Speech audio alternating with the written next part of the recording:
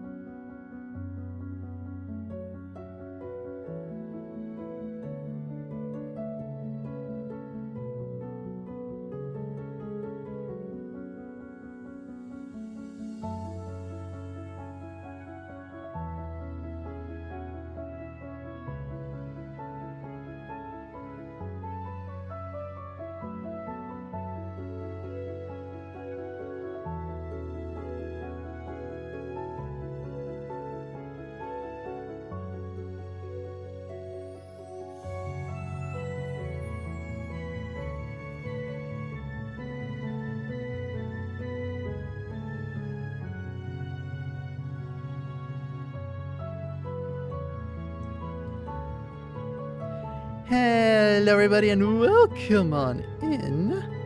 Welcome on into the stream everybody. Right now we're gonna be chilling, we're gonna be chatting.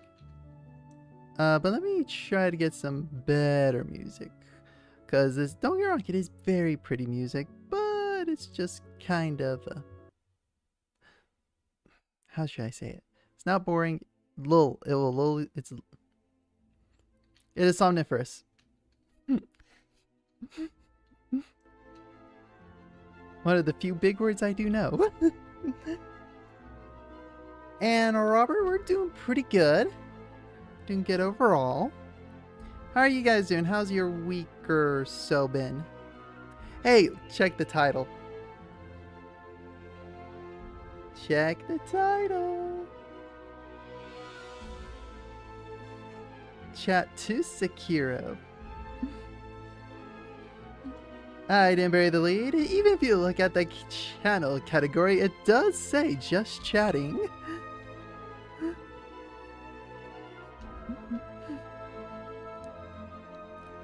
Yeah, anything crazy been going on with you guys' weeks?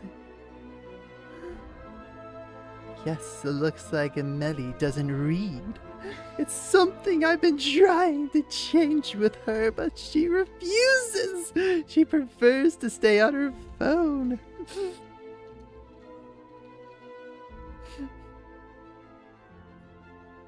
Whereas I'm like, I'm reading a book at work that I don't even own.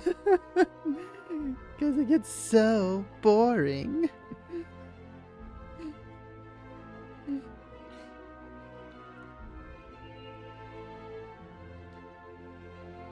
Wait.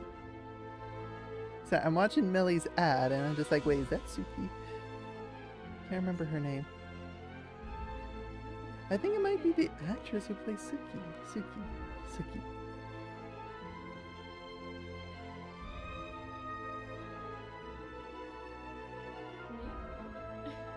I could see it.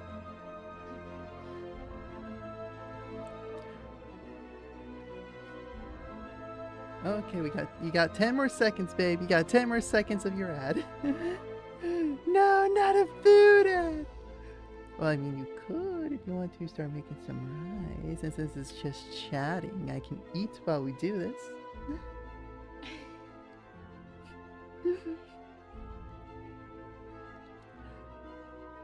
Nope, nothing. I was actually just making comments on the ads because I was watching the ads from Melly's screen.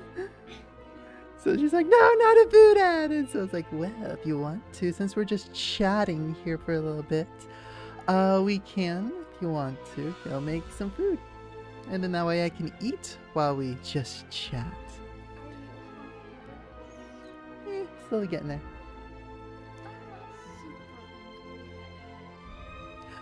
Hi Reese, how's it going? It's going pretty well. So I'm just trying to think. Some of the quick things I've made just quick adjustments to stream with. As of right now, again, probably when I play more games I'm going to turn off, but right now I realigned some of my quick keys to where like I now can do this. And this. And these, and I even have them tied to some emotes. Well, not emotes, but like when people subscribe, when people do that kind of thing. Good, glad you're chilling now.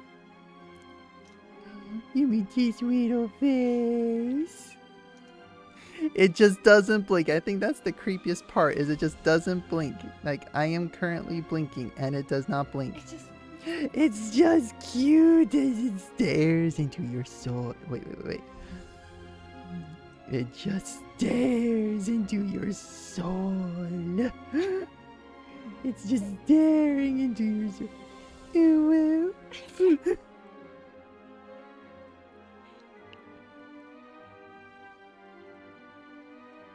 Which actually, there is one more, I think. I'm trying to remember what it is. It's... Nope, I don't think that's the key command.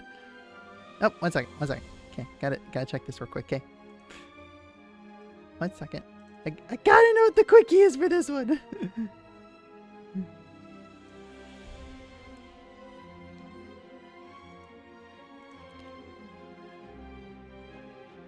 Where is it? I know I got it!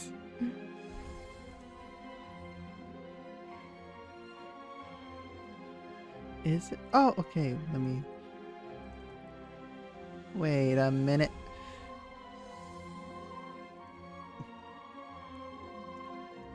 It's not working.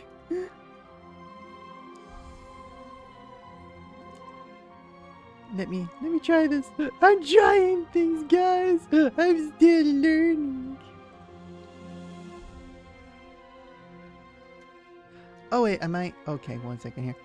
No, seriously, today has just been a day for this.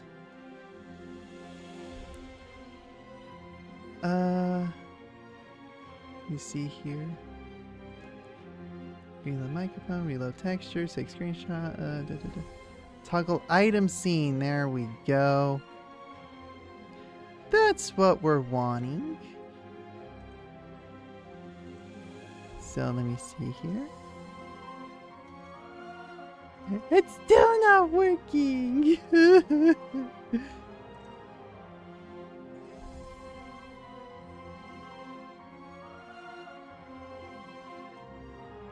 What if I did? Oh, no. Clear.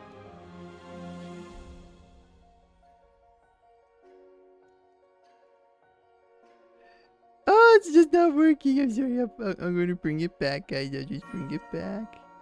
I'm quitting right now. I thought I had it all rigged. Sad day. Sad day. Unless... 1 second. Unless I remembered off the top of my head. What the? Because that does that. Yeah, that does that.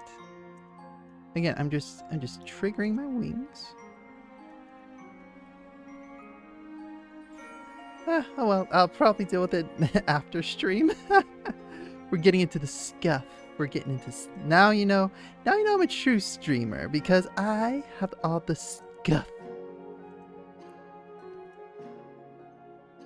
We are super scuff.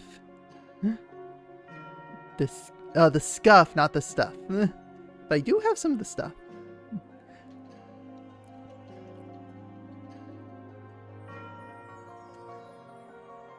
The scuffiest of streamers.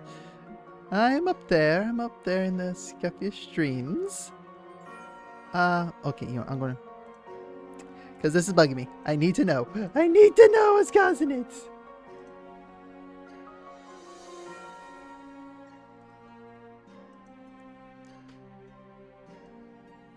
Like, it's there. Why is it not running?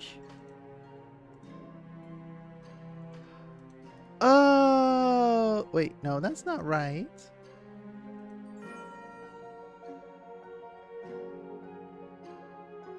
Let me see here. Why is it not working?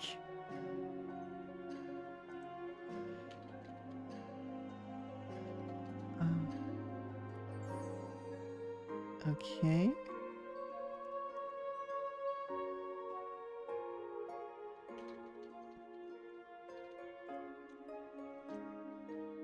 Scuff stuff is the best stuff. Yes, I would agree. Can I please just run it?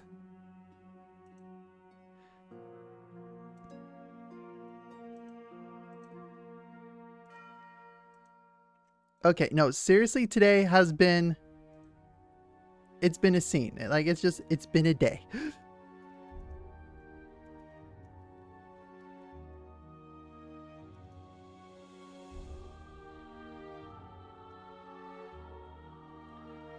Mostly it's just been stuff with Discord. You know, I'm gonna show you what's supposed to look like, but it's not doing it. And it's infuriating me. Okay,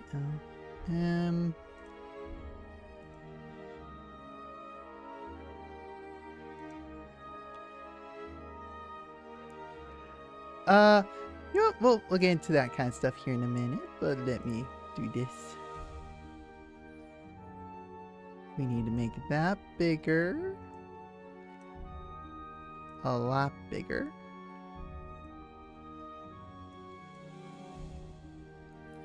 Because I had it before.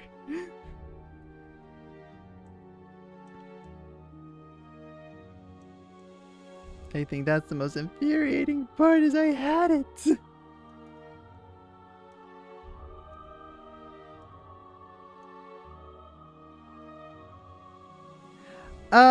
Probably in a little bit. I will be playing it here in a sec. But this is what I was trying to show. I had it all mounted right, but it's not there. It's just so frustrating. But yeah, hi mommy. I am planning on playing Sekiro here in just a little bit. Just wanted to talk a little bit. I know. That's their name. But yeah. This was the plan. I wanted this to just pop up and go, confess your sins. We are here to talk today. So yeah, it's okay, actually the excuse me. The V2, not the V2. Oh my gosh. The artist of this actually went above and beyond. Like, I'm going to show you some of the toggles because for some reason those toggles are working. Like, very voluptuous, very cute. A little bit of both. Nice combo. Flat as a board.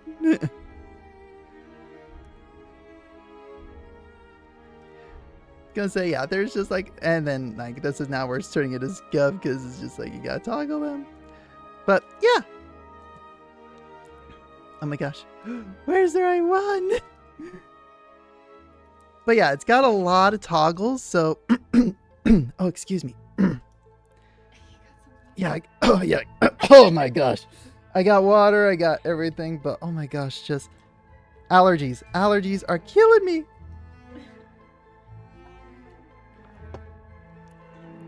But anyway, I'm going to switch it back to my normal stuff, so just give me 1 second.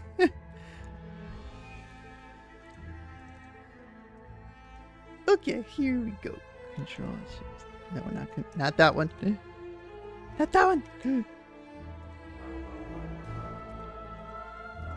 Cancel. We are just going to remove all items. There we go. Now we're keeping the models. Alts, that was it. That was it. Okay. Now we're going to bring it back. Now we're back to normal. Second one was really cool. Like, we really do like it. Again, we love being voluptuous. Which it is a dream. It is a dream that is so far away. Which, so gonna start pushing this again. Again, anybody that's seen it on Twitter, I'm just gonna push on here too. Oh yes, it's cute fit. Very beautiful. Again, very beautiful, very, very sweet, very elegant. And then of course, got the fantastical wings. Ah! As you can still tell, I am learning a lot of YouTube studios. Doing on the fly while on stream. Like, again, I can do it collectively behind the scenes. And I go, bald, bald. But, okay, so what was I trying to say? Oh, yeah. So, going back into pushing this a little bit more. Just because life is life. Life is what it is. But yeah, it's gonna start really trying to push the my campaigns again. Although for some reason I do not know why. Let me see if I can find it. I think it might be browser. Oh, yep, right here. There we go. Bringing this back up. So for those of you who are joining us who weren't here prior to a lot of this, and I love how I have like the mystical, magical music playing. But essentially, for those who don't know, I am trans. I am pre-HRT, pre-literally everything. So I've been trying to push funding to try to help me start HRT. No, my hands are idle. They are forever idle. I is budget VTuber. I is budget VTuber.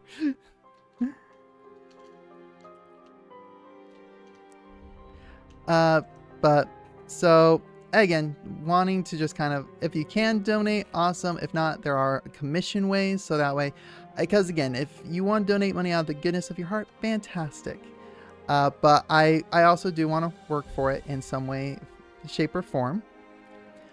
Oh, I love those emotes. Those emotes are cute. I love them. I love them.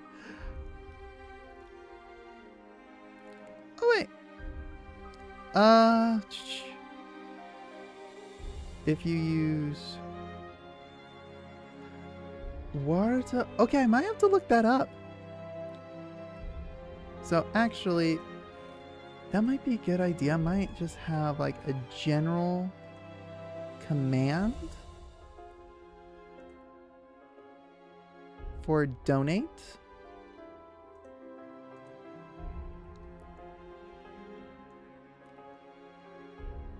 Actually, I think I do have a...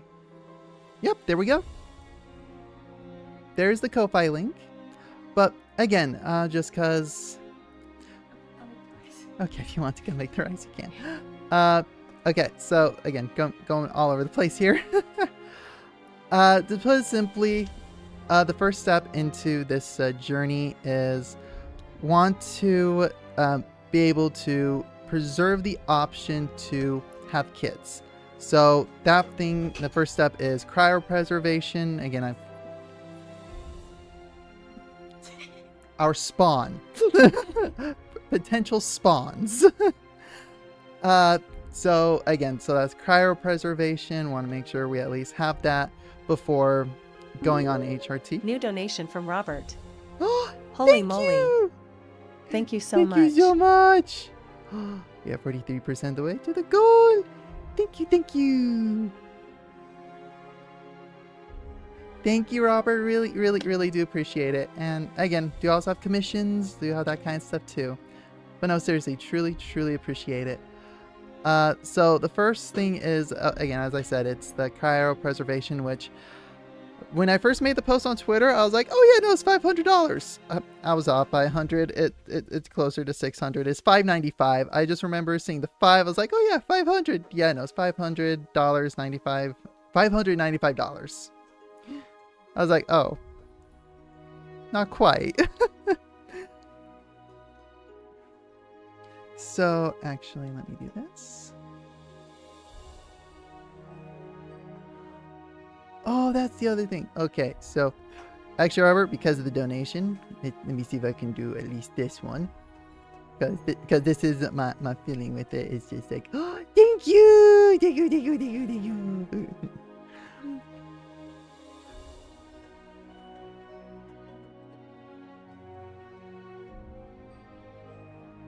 But so anyways, just like so again, my past week or so has just been me obsessing over this, just like I want it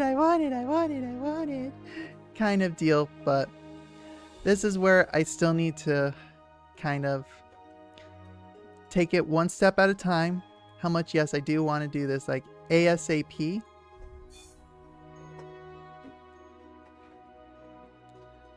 I still just gotta remember, take it one step at a time. And again, every dollar, every donation, every little bit, it does help. And I am truly grateful for all the donations, all the love, all the support, everything that goes on into this. And so I am very grateful for it. For anything helps. Voice acting, I wanted fun rally. Exactly. Like I think all of us can relate to it in one way, shape, or form of just like, we want to do this now. We want to jump in deep.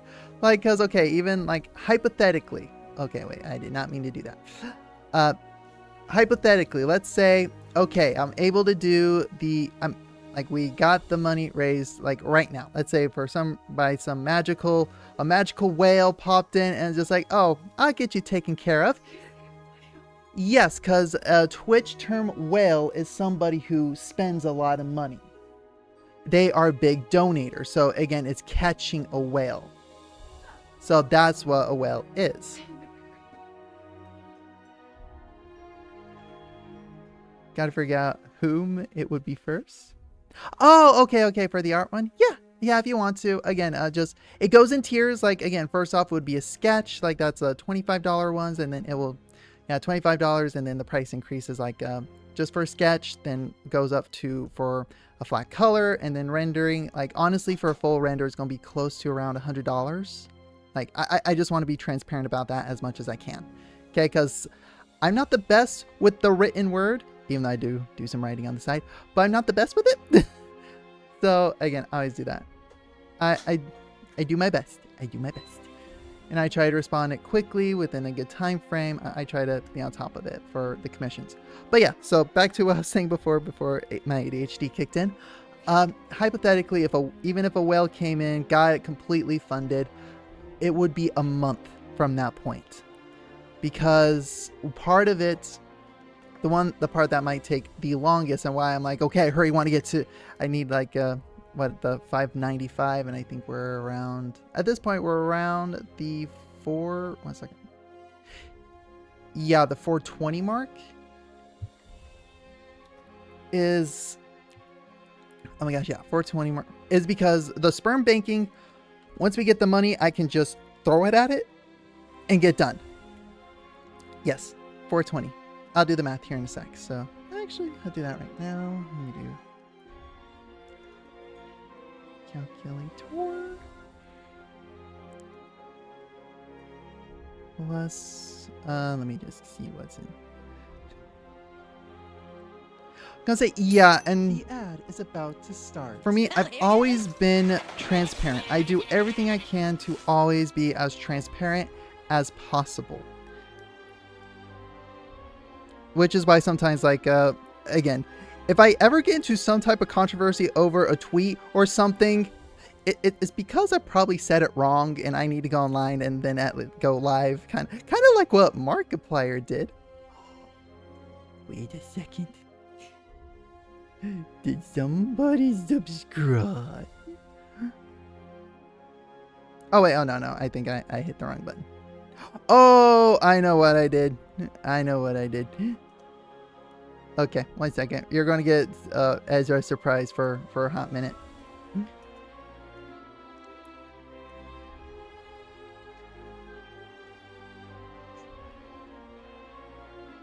Okay, so we're at roughly $417. Okay, now back to VTube Studio. Look at that. There we go. It's because I have it tailored now to the number pad, and of course I choose to type that up. Oh yeah, so that's one thing we can discuss. So who hasn't been on social media and heard about the Markiplier incident?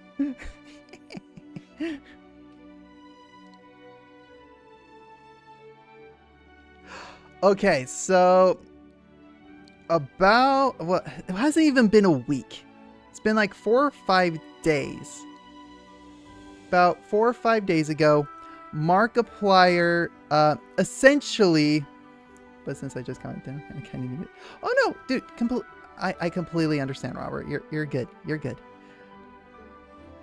So, but yeah, grand total, wow, $417 raised so far. So we're getting close. We're getting close.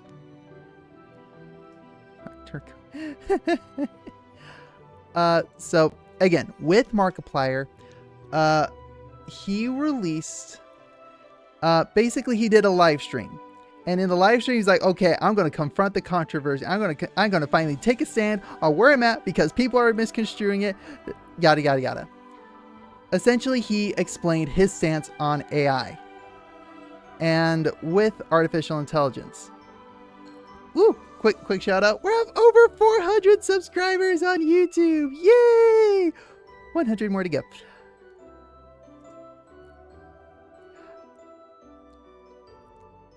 My controversy right now is the clothing or something.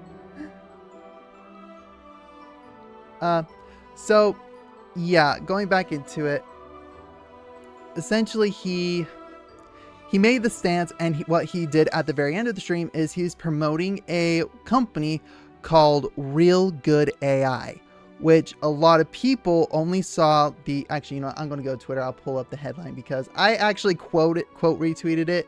And again, I got feisty. So let me do this. I'm gonna bring this over here. Bring this to full screen. And bring it over to the React. So essentially, Markiplier is being called out directly for supporting AI research, but he believes the tech can do good. there are reasonable but to be critical of AI that way that currently is. That doesn't mean that its entirety as concepts a problem. So no, this is where, again, this is the bad headline, super bad headline, where what real, okay, I'm going to take it back to not gaming chatting. Again, this is where we're on Mark's side. Okay, I'm going to explain. What he's talking about is generative AI. The AI that is actually what the? Huh, interesting. So again, what he's talking about is generative AI. Generative AI is wrong. So again, and what you did actually is perfect. Is because a lot of people assumed that. They assumed that he was just like, oh, he's an AI bro, when no, he's not. What it is actually, I'm going to find the audio clip of, yep, found it. I found it.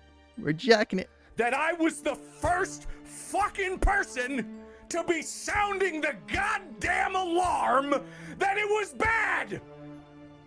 I was the first fucking person to say this is honey all over again. That I was the So essentially, again, yes, TLDR, he's in favor of AI for science type of research and against generative AI. Essentially, yes, that's how they should have titled it. That is it 100%. He does not like AI being used in the arts, the creative industry, anything like that. He has gone above and beyond to do everything he possibly can to keep artists working. Like even in his movie Iron Lung, everything. He is like generative AI is just wrong. Again, basically, he's on our side. He's on the camp of just like AI is wrong for taking art, but AI can be super beneficial in the medical field. It can be super good in science to like find and discover other planets, like actually using it for innovation, for doing it in an innovative way. That is where AI can shine. And that is what he is trying to say and support. And that's what this company called Real Good AI is that they are trying to do more research into AI, like actual AI that can help hospitals, that can help these things. Yeah, like they're just creating the most obscure headlines to get clicks. Yeah, no, again, it's all good. It's all good. And that's where, again, Robert, you're perfectly fine. And because, again, that is the thing with some of these headlines. And when you go and read a lot of the comments in there, everybody's like, no, go watch the live stream. He's like, oh, no, he's an AI bro. He's this, he's that. Exactly. That's what it needs to be used for. Exactly. Like, again, so this entire drama thing, it just like, it was really a nothing potato that people turned into a crappy French fry. Like, that's all they did.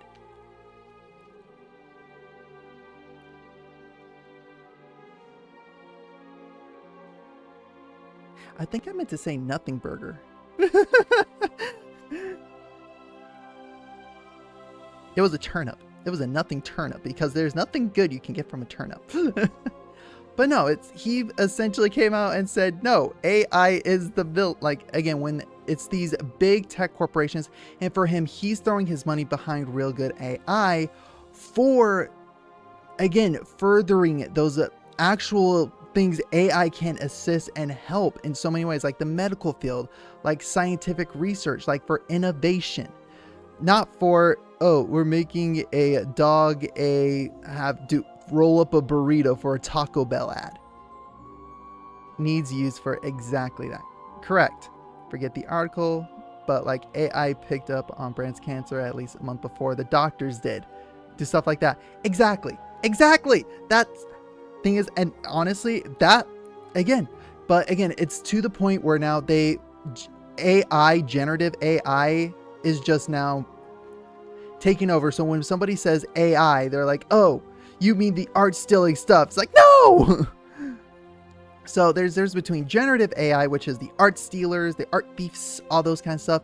And then there's real good AI, where it's more on the, like, they're researching. They're trying to get the AI to pick up on breast cancer. They're trying to pick up on tumors. They're trying to pick up on all these things that could actually benefit the human race.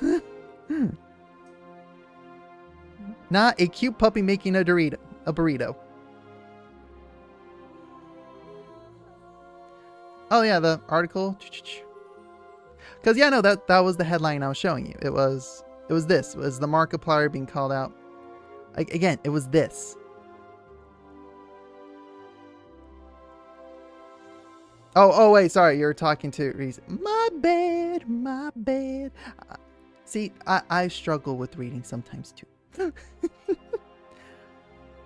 But yeah, so and again, like, a lot of them is, yeah, like, everybody just like, you also forgot to point out that he wasn't aware that he was using AI generation for videos.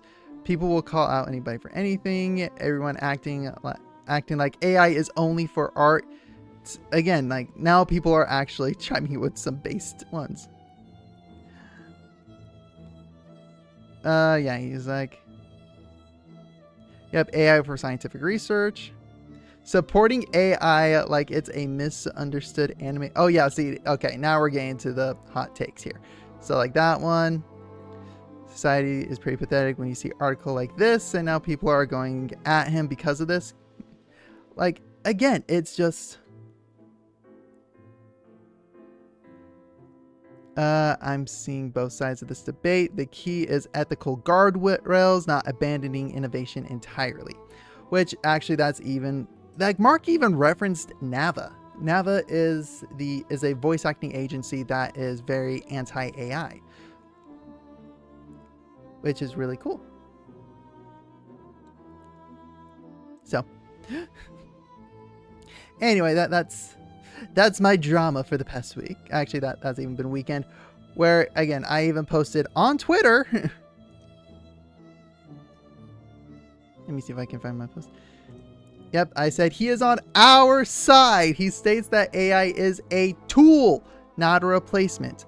Watch his live stream and where he explains where he stands, and don't fall for clickbait titles. The AI research is for innovation, not for replacing artists or creatives. So, again, really didn't miss much. So, but yeah, no, like, that's essentially it.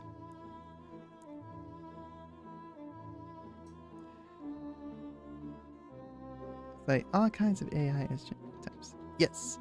Sorry, I did not think I liked that.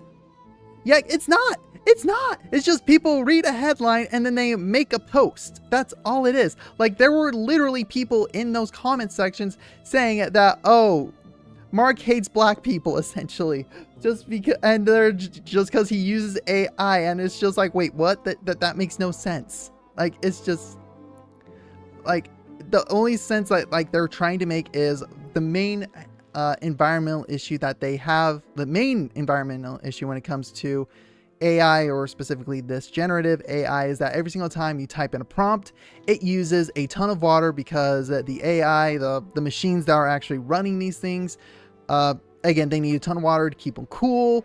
And so a lot of them are like, oh yeah, and then where do you think the excess water is running? Yeah, it's going to all these these bad slums, going into the slums of these communities. And they're just drawing all these conclusions, just like, guys, just, this is him literally saying, no, AI is bad, but not all AI is bad.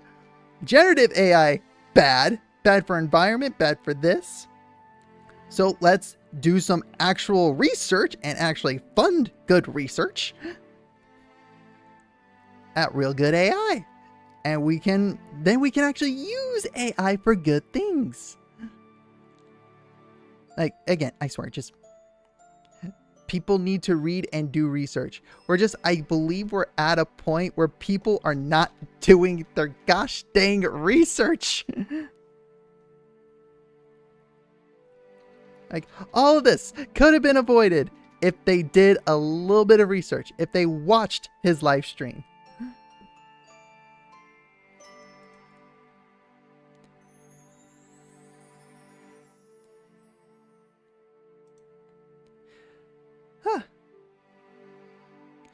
Okay, so let me see here. Let me go to Real Good AI. So essentially, part of the other reason why Mark did the live stream is because a lot of these big tech companies are throwing billions upon billions of dollars at all these AI researchers, all these generative AI machine setups. They're trying to get more of that to be be more of the standard AI use, get them more into every location, into every little nook and cranny that they possibly can. So what Mark is doing with his money that he's throwing it at this group called Real Good AI for the Real Good. So essentially what this research, so this is from their website. I'll go ahead and bring you over to the React. So this is the website. Newly founded at the end of 2024, Real Good AI is a 501c3 nonprofit for the modern world. AI is already changing lives. With your support, we can try to make those changes positive. We choose the name Real Good AI for 3 reasons. The future needs AI that can empower without doing damage. We need AI that is real and that it is reliable and interpretable, and with knowledge of what it does and does not know. This was like my mom and Ann in an argument too long ago. We need AI to use its power for good. AI should be a tool that enhances the lives of creativity of humans. Research is a serious business, but that doesn't mean we can't all have fun while we do it. We hope you have fun with us. At Real Good AI, they are about advancing the world using the power of AI to do good. We assist our nonprofit partners free of charge so that they can focus on their mission to work towards a brighter future without being motivated by profit. We have the experience and credentials to help solve difficult AI problems with fundamental research that illuminates AI's black box.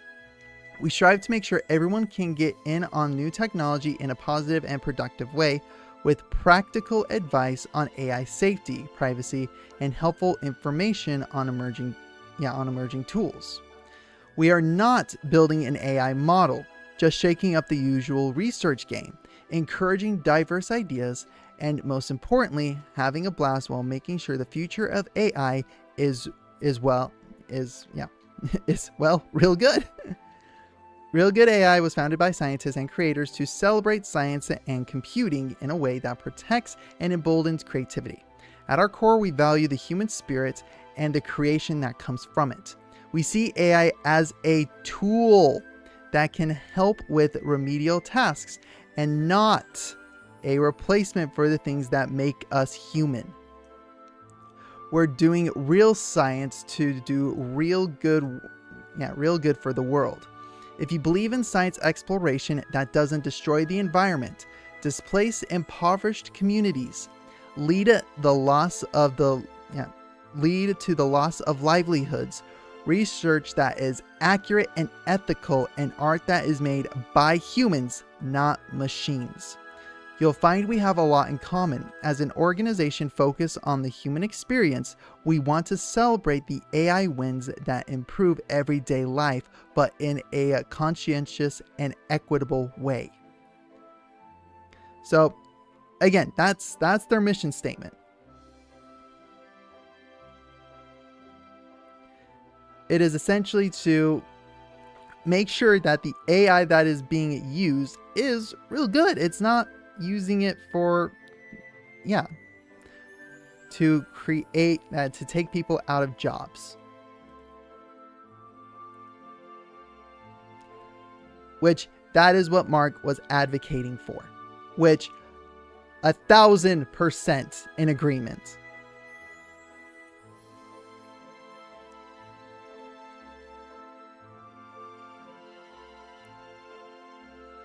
So, but anyway, that's my soapbox. I'm going to get down off of it. As I might have one other soapbox we can get on here in a little bit.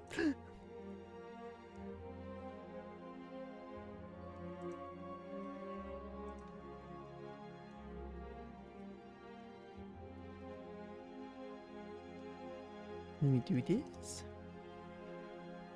What flavor of soap? Let me see here. Actually, we got the crumble flavored of soap now. I want to say, oh my gosh. We did just go shopping today.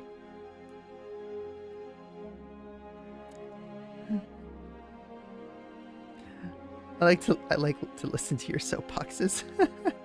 Good. And then the other one, it's about artists on Twitter. Like some of them are just too thirsty. Too thirsty in the negative way, not in the fun way.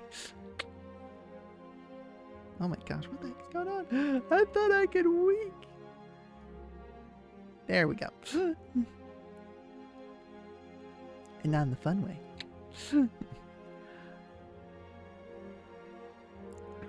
But no, like one example, this one is actually, like, because again, I've done this. This has happened to me too, but just happened to Melly recently, is there was an artist that was doing an art raffle.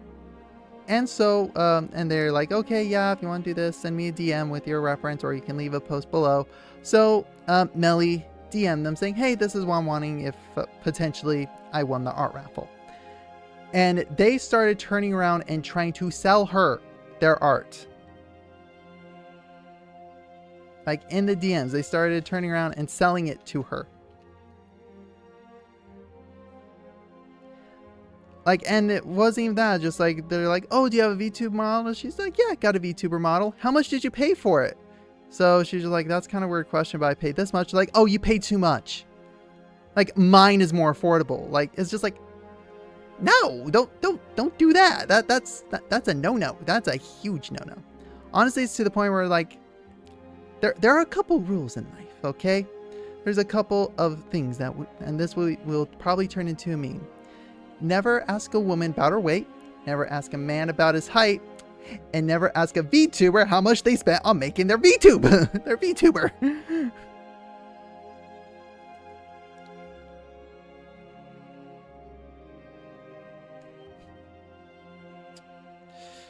Yeah, it was super sketchy. But I've also had people do that to me as well, and I've fallen victim to one or two of those.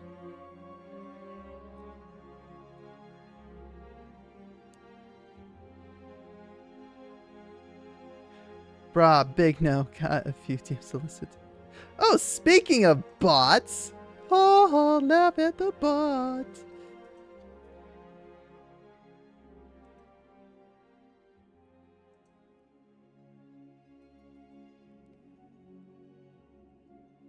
Why would someone ask how much you spent? Like, again, it's just... people are desperate, like, and that's where for me, like, why, like, yes, I do spam on Twitter a ton for my HRT stuff, just because I'm impatient. I want it. I want to do it now. The Knights of Dysphoria are I'm getting sick of them. I'm getting sick of them. They're killing me. They kind of are. So that's where for me, I'm like, I'm trying to push. I try to push it, but I never go directly into someone's DMs like, hey, you should donate so I can do that. No, you don't do that. I hate to say it. You keep throwing crap at Twitter. You keep going online, keep begging and pleading. Yeah, no, you don't do that. You don't go through and just weasel your way into trying to market it that way. It's just no. Like, even like, again, probably chance that they are bots, but in the off chance that they're not a bot, that's still just not good. Do they have no common sense? I'm on the spectrum. Yeah. Common sense is so darn rare, it's a gosh dang superpower. Like when Deadpool's like, my common sense is tingling.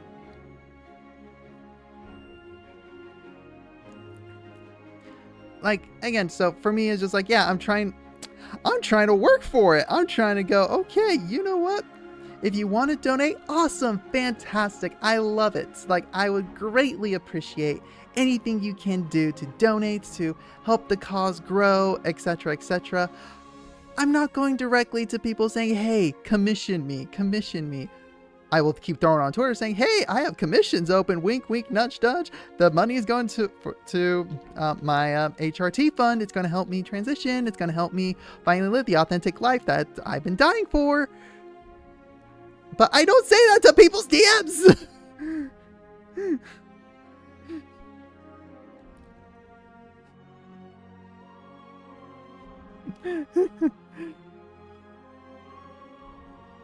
Yep, essentially. Actually, oh yeah, no, today I quoted Peter Griffin today too. So Melly was trying to be cute and silly. Is that she was just like, okay, no, stand here, don't turn around. I was like, okay, what was she doing? And she goes up and we have a back scratcher and she starts scratching my back. And I'm just like, ah, butt scratcher, butt scratcher, butt scratcher, butt scratcher. And she's like, no, it's a back scratcher, not a butt scratcher. I'm like, you don't get the reference. So I showed her the clip from Family Guy. Butt scratcher, butt scratcher.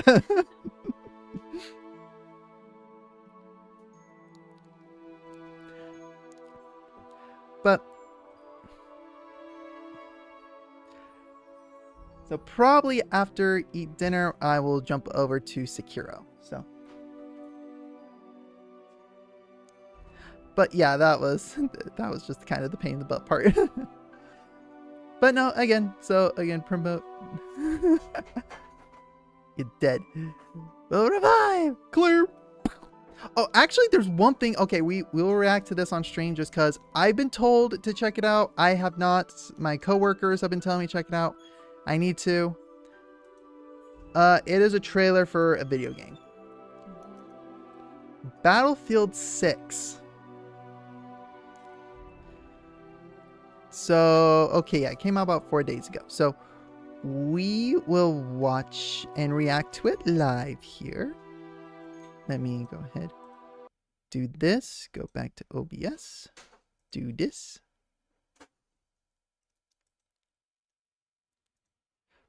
Okay. Here we go. Okay, this is the multiplayer.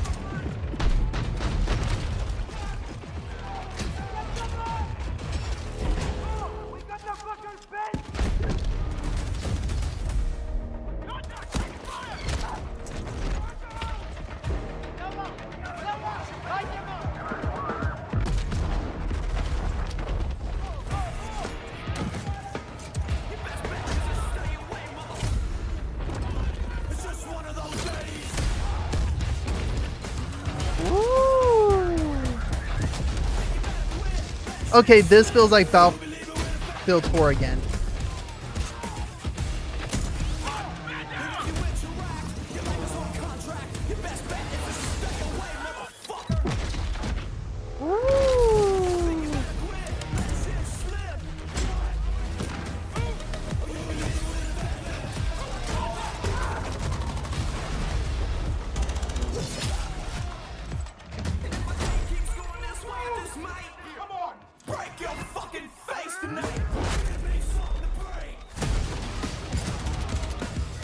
Okay, that is cool.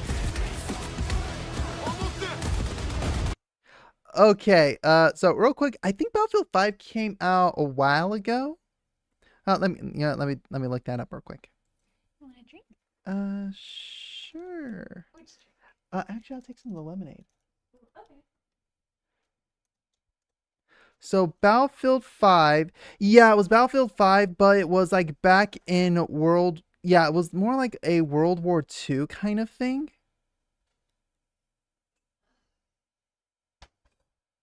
Oh wait, never mind. Yeah, came back out in 2018, but it kind of flopped. And then they did Battlefield 2048. And then this is them returning back to like their grassroots. well, not grassroots, but returning back to what Battlefield was. So it's really cool. But let's look at that again. Thank you. So they hear them down below. So they destroy the flooring, and they're able to go in.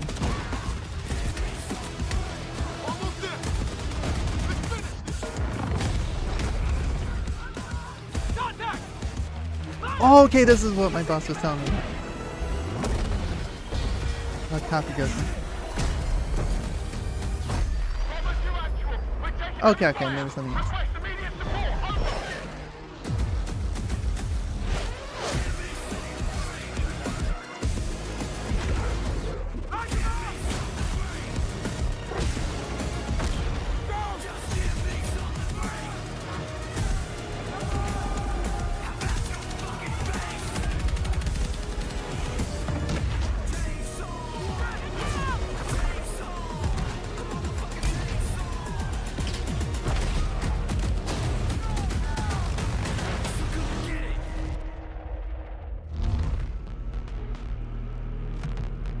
Okay, so some of the cool, interesting things with it.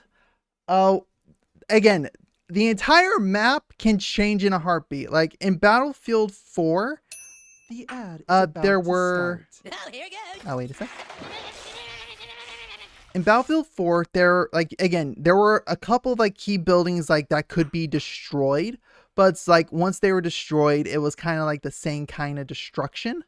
Whereas this one, you can destroy literally any building and it will change. Like, and it's not just like, oh, it's now going to be this map. No, like you can literally knock out walls. You can knock out flooring. You can knock out a building and turn it into ruins. To where even like the helicopter that gets destroyed, one of the helicopter blades could come out and actually kill your teammates. Oh, thank you, baby.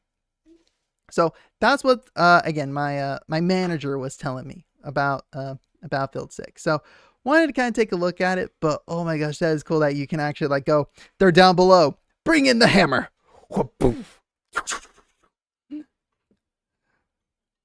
It's like all the doors are taken care of.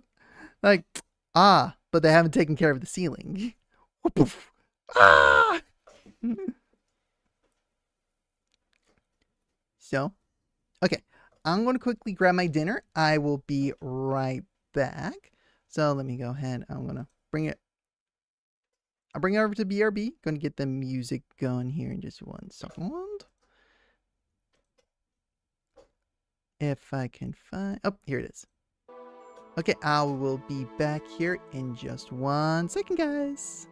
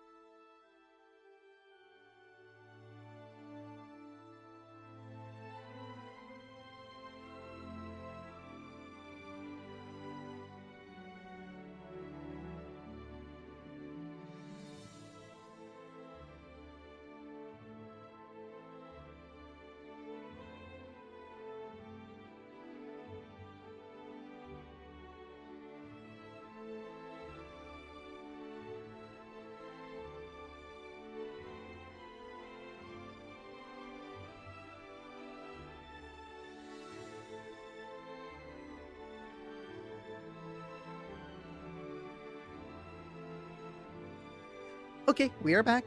Gonna just continue chatting while I eat.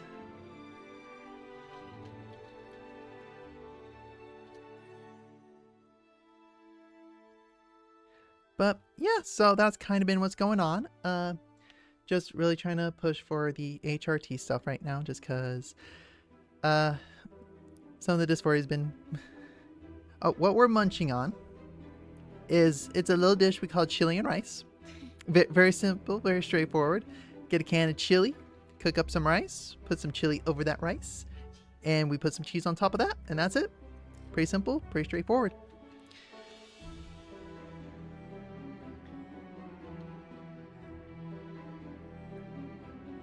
But yeah, that's what we're numbing on.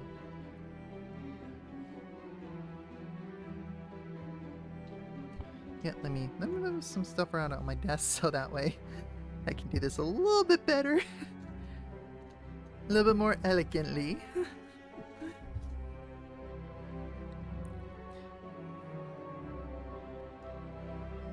Oh, although I think I may have one kind of funny story, but I'll discuss that later.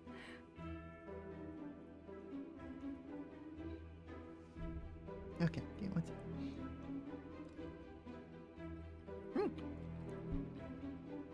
Yeah, this canned chili's pretty good.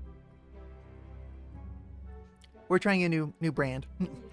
Yeah, it does have a little bit of a kick, not too bad. So, yeah, gonna move some stuff around.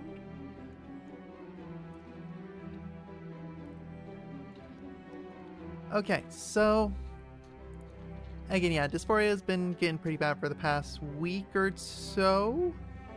Where like, but again, our finances were really tight to where like I was afraid to wear makeup, right? Afraid to dress up, all that stuff, just because it's wearing that kind of stuff gets a little pricey. So I was trying to cut back where I could. So again, that's just that was just the state of things. But luckily, because again, this is the good side of it. I'd say Melly did get a part-time job, which is going to help us with finances. So then that way we don't have to worry too much about our bills. And yes, she starts tomorrow. What is called the chili and rice, or the brand of chili we got?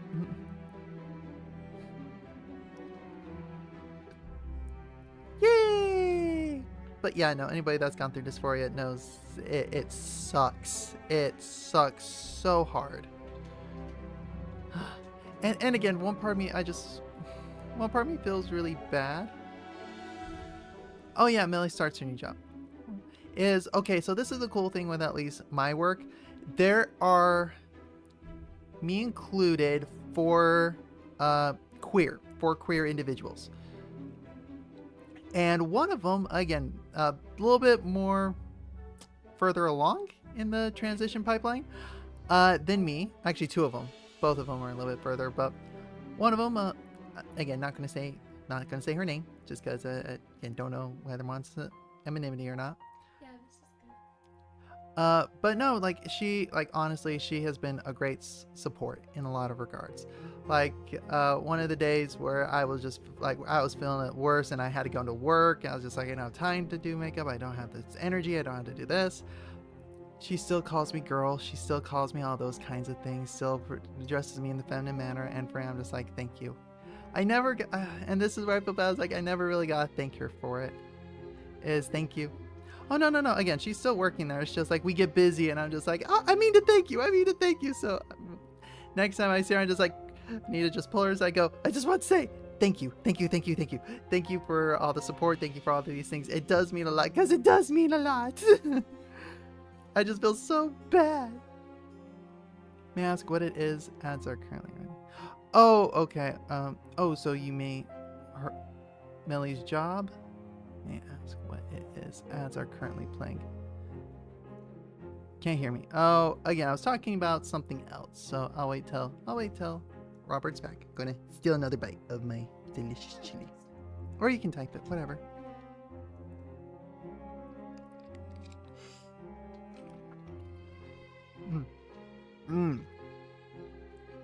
Yeah, that is good. Actually, I got a good thing of cheese in there.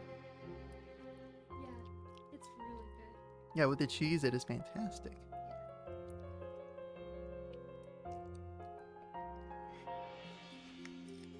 Mm.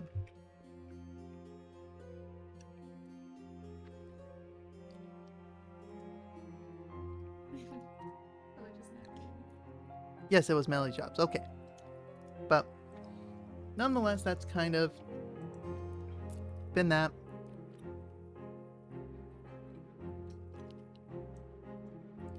And so, finally, like, seriously, it's been a month since I've been able to dress up and go to work, just because sometimes it gets a little bit harder, and especially since I'm pre everything. And again, this is just my mindset going into it, is that a lot of times if I don't have the chance to put on the makeup, put on a chance to really, really make me feel more affirmed, if I don't have that time or energy to do it, I will sometimes just take being a man for the day or for however long it is. And that's where just like maybe I'm fall a bit more into like the gender fluid realm. But for me, I think gender fluid for me is just like the step before I'm able to transition. But again, that's for me. That's a little bit of my journey here. So it just was a little frustrating. I was getting to the point where it was frustrating because initially when I started dressing, I was a guy again. I was like, I really don't mind. I was just like, I can go faster. I can do this. I don't have to worry. I don't have to go, oh, I have to worry about them calling me ma'am, doing this, doing all that. Or when they don't call me ma'am, I take it as a slight. I get offended, anything like that. I was just like, I can just kind of continue on and on and on and on. And it's again, and top part is like that happened in the middle of Pride Month. So that kind of hurt. But so finally, after like a month and a half, I finally got the courage to go back and dress up again. And actually the first day back, I did it. It was great. It was fantastic. Like I had this was one of the funny stories is during the day, I kind of kept like a tally in my head, so to speak, where like, oh, seriously, I got to work, things were going, and one girl was just like, went up to me and just like, okay, I gotta ask, where did you get your earrings? They're so cute. And because again, I was wearing these cute little butterfly earrings, and I was just like, oh, I got them from Amazon. She's like, I love butterflies. Like, oh, me too. And I pulled out my phone case, which has butterflies on it. And again, we just kind of like, for once, I was just like, oh my gosh, I got a girl out for a minute. Yeah, it was such a cute moment. And then next moment, again, it's a grandma taking care of her two kids. And as just addressing them, I was like, okay, talking. They're like, oh yeah, and like, okay, maybe this one. Like, okay, yeah, you guys got to pick and he will help you out. I'm just like, I'm standing right here. And I'm just like literally on the name tag. It's just, it does have he, him / she, her. But come on, something. So I was just like, okay, we're breaking even. Then a little bit later, these couple girls came by, just like, oh my gosh, love your hair. You did such a great job with it. I'm like, oh, thank you. I'm like, okay, positive. Then one guy came over, just like, hey, where's the Pokemon cards? I was like, okay, well, they're in the front of the store. I was like, okay, thanks, sir. I was like, okay, we're even again. And then finally a girl came up to me and just like, oh my gosh, where did you get your top? I was just like, oh, I got it from Amazon. I was like, okay, we're ending on a positive. So again, just first day back, I was kind of doing that. I was like, okay, ended on positive. I'm good with that. And again, for me, I'm never going to go out and correct someone just saying, oh, it's she, her, it is ma'am, it's this. Because to me, I'm just like, I'm not going to expend that energy. It's just going to turn into a fight. I'm not going to do that. Instead, what's just going to be is like, in my mind's eye, I'm just like, okay, you're telling me you're a dick.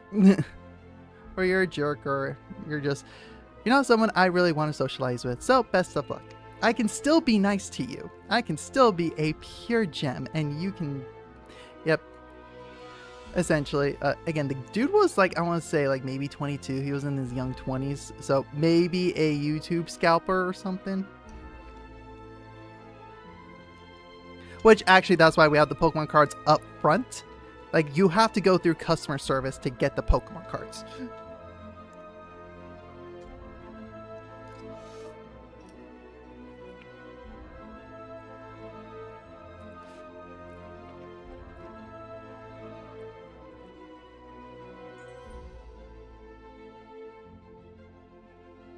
But yep, those transphobes can do what they want. I'm still going to be nice to them because I'm a better person than them.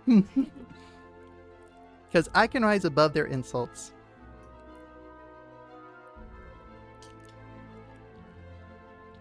But that's also why I'm like, you know what?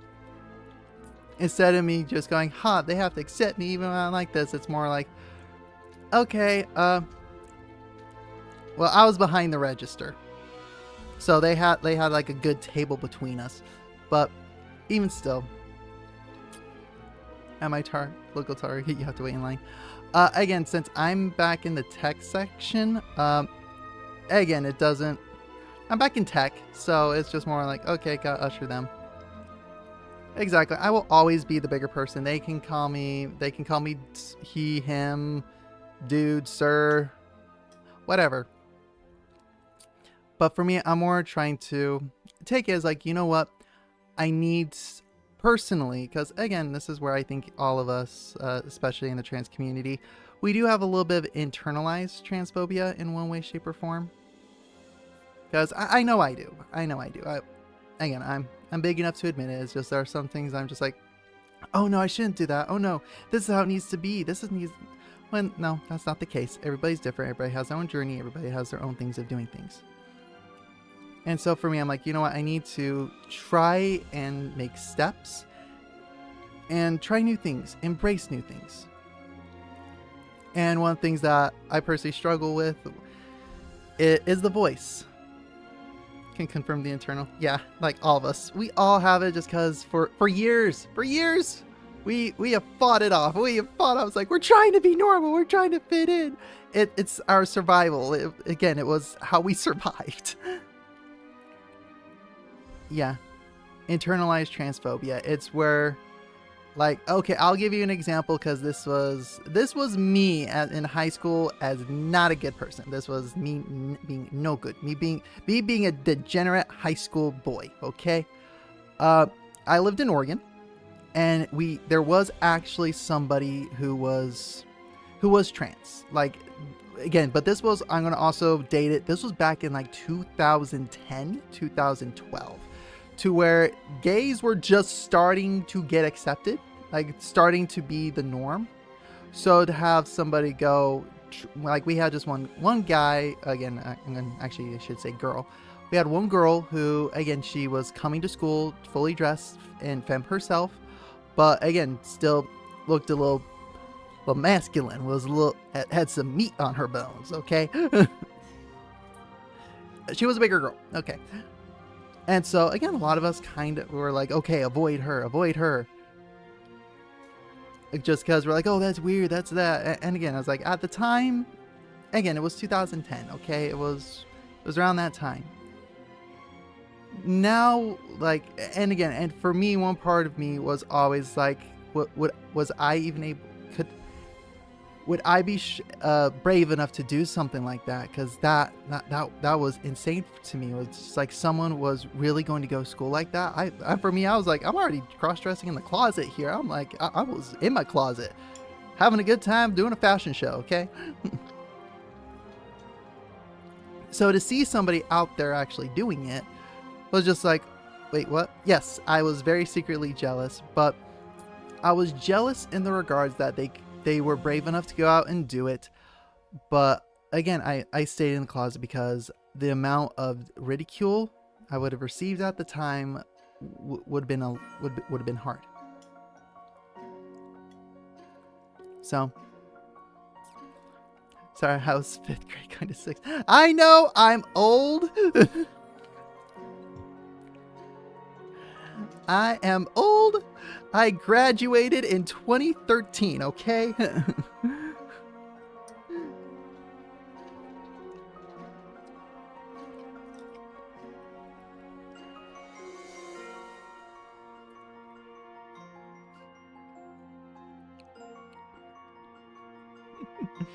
You were an age around that time. Yes, you were.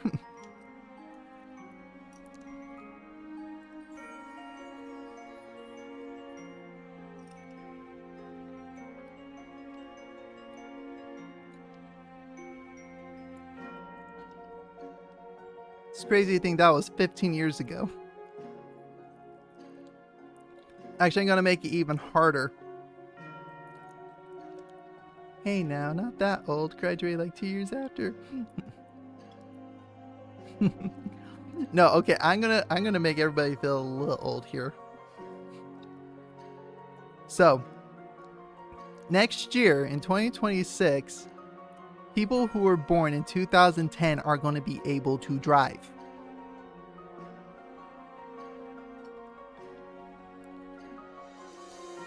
That's crazy to me.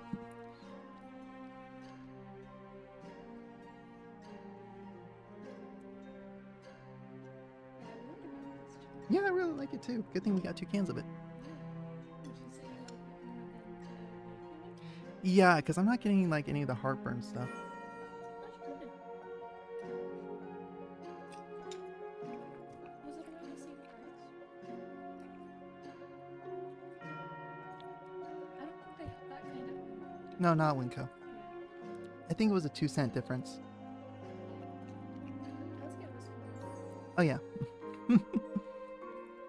But so no, and yeah. COVID babies are about starting pre-K. Oh no. Okay. Actually, I remember one of the memes during COVID was just like back in the 50s they had the baby boom where just like everybody who like all the soldiers that came back from war came back, started a family, built a house, kind of started that whole thing, and that was where there was a baby boom that happened. We have a second baby boom called the COVID babies because they were just stuck inside so long and they had to pass the time. COVID babies.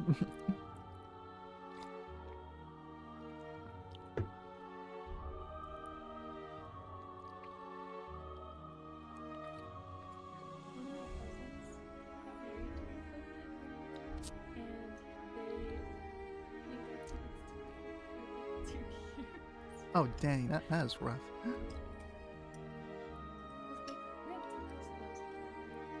Oh yeah, that's right, they did. But not stuck inside that long. Probably like 2 minutes subs. Then you don't know my game. Say, ha! I can last double! I kid.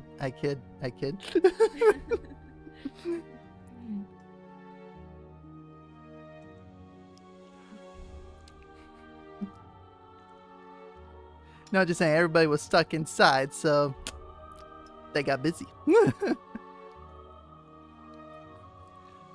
But, actually, let me get a couple more bites in.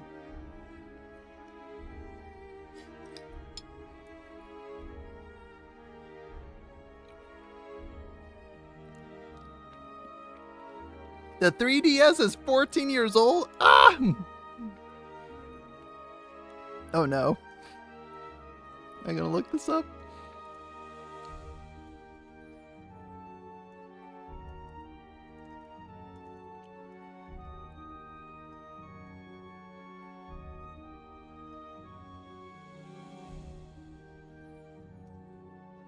So the console that I played in elementary school came out 24 years ago. It was the GameCube. I loved the GameCube so much.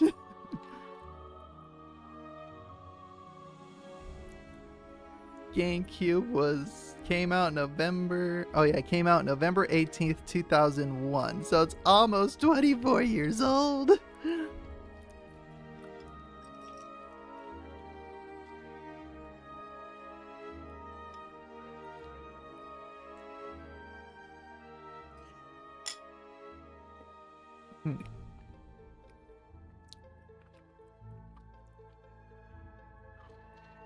It was so good.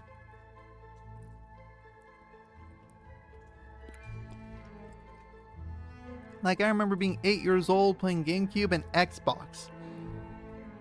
Not Xbox One, the OG Xbox. And I got playing my first rated M game called Halo. Actually, I probably played, there was one more, called Mortal Kombat. But that was out of the arcade. It doesn't count.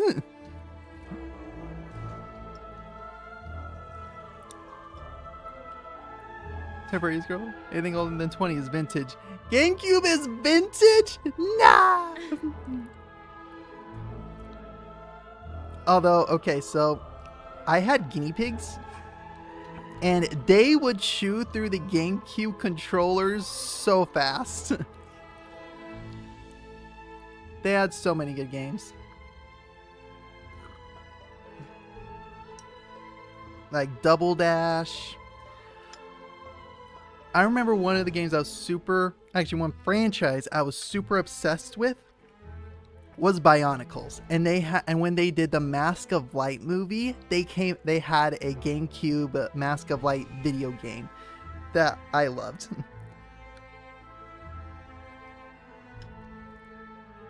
That and Godzilla Destroy All Monsters. Like that. Oh, I loved Godzilla Destroy All Monsters. That game is what got me obsessed with Godzilla.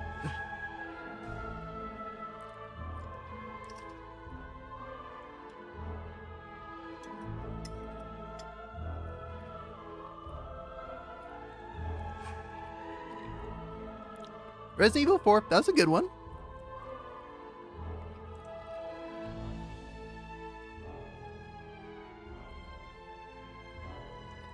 Obsessed with Lego Star Wars and GameCube era. Oh, that was so much fun too. Like, oh my god, actually, I'm gonna see if I can find like a gameplay trailer or something from the Bionicle game.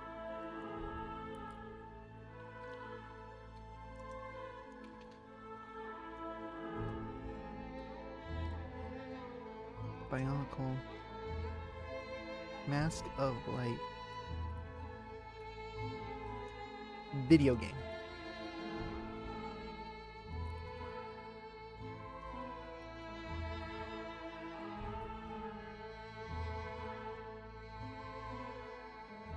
Okay, that's a full walkthrough.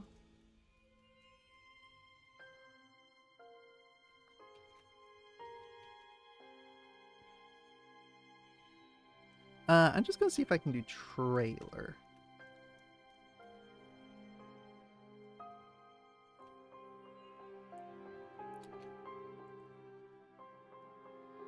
Okay, think I found it. Think I found it.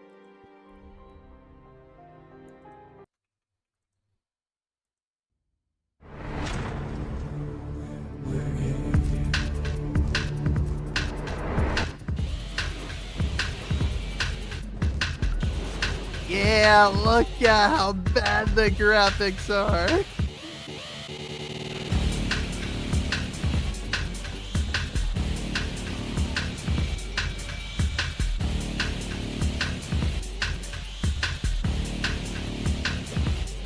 And then, yep, Leoa, Onyx. Like, I remember this!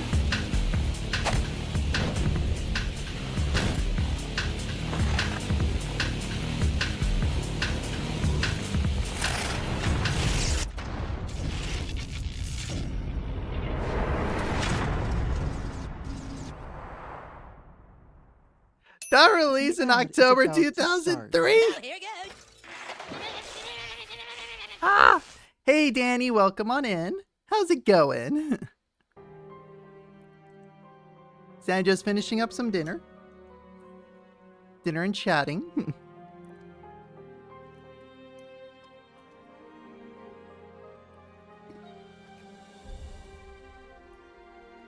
Low energy, okay. Evil Danny, got it. Talking about also our internalized transphobia.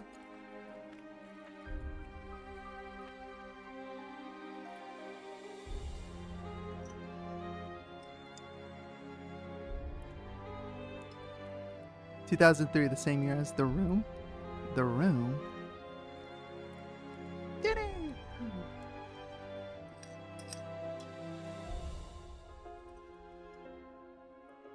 Yesterday I went to a birthday of a friend and lost.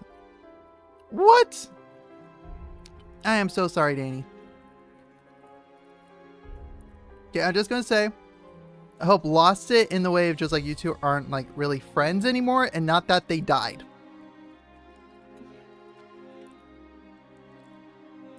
Because if they died, okay, go grieve. Go grieve. Do what you gotta do. But just like, nope, they're being jerk. Okay. That's a little different. The Room is a really bad movie. Also, yes, the first one was awful. I have not heard of The Room. I'm sorry.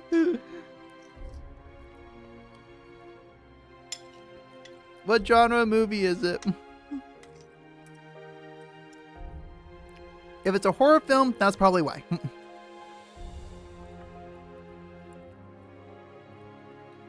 Actually, watch. As soon as I pulled the trailer, I'm like, oh yeah, I remember it.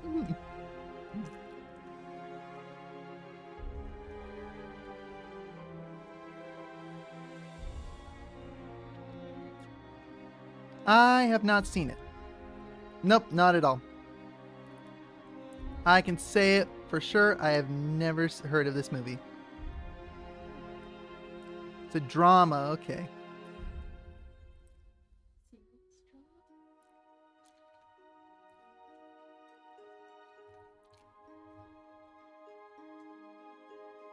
That's funny. Oh, wait. Okay. 1 second. I think I have heard of it way back.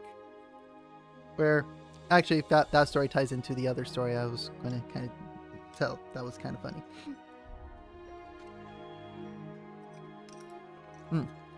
Okay. Going to put my dish in the sink. Be right back.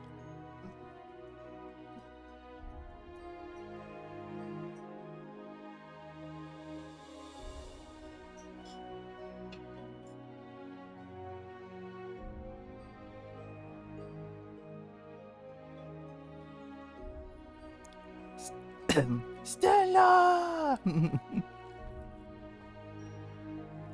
let me finish chewing.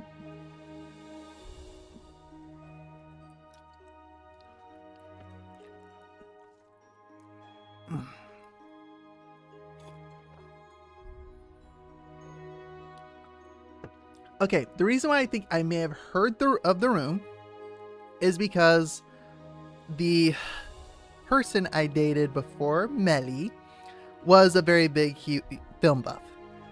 They were very they loved some of the old films, and they would just go on, and I believe they did talk about like The Room, how it was so bad because it was trying to go serious, but it became funny, and therefore it became like a cult classic.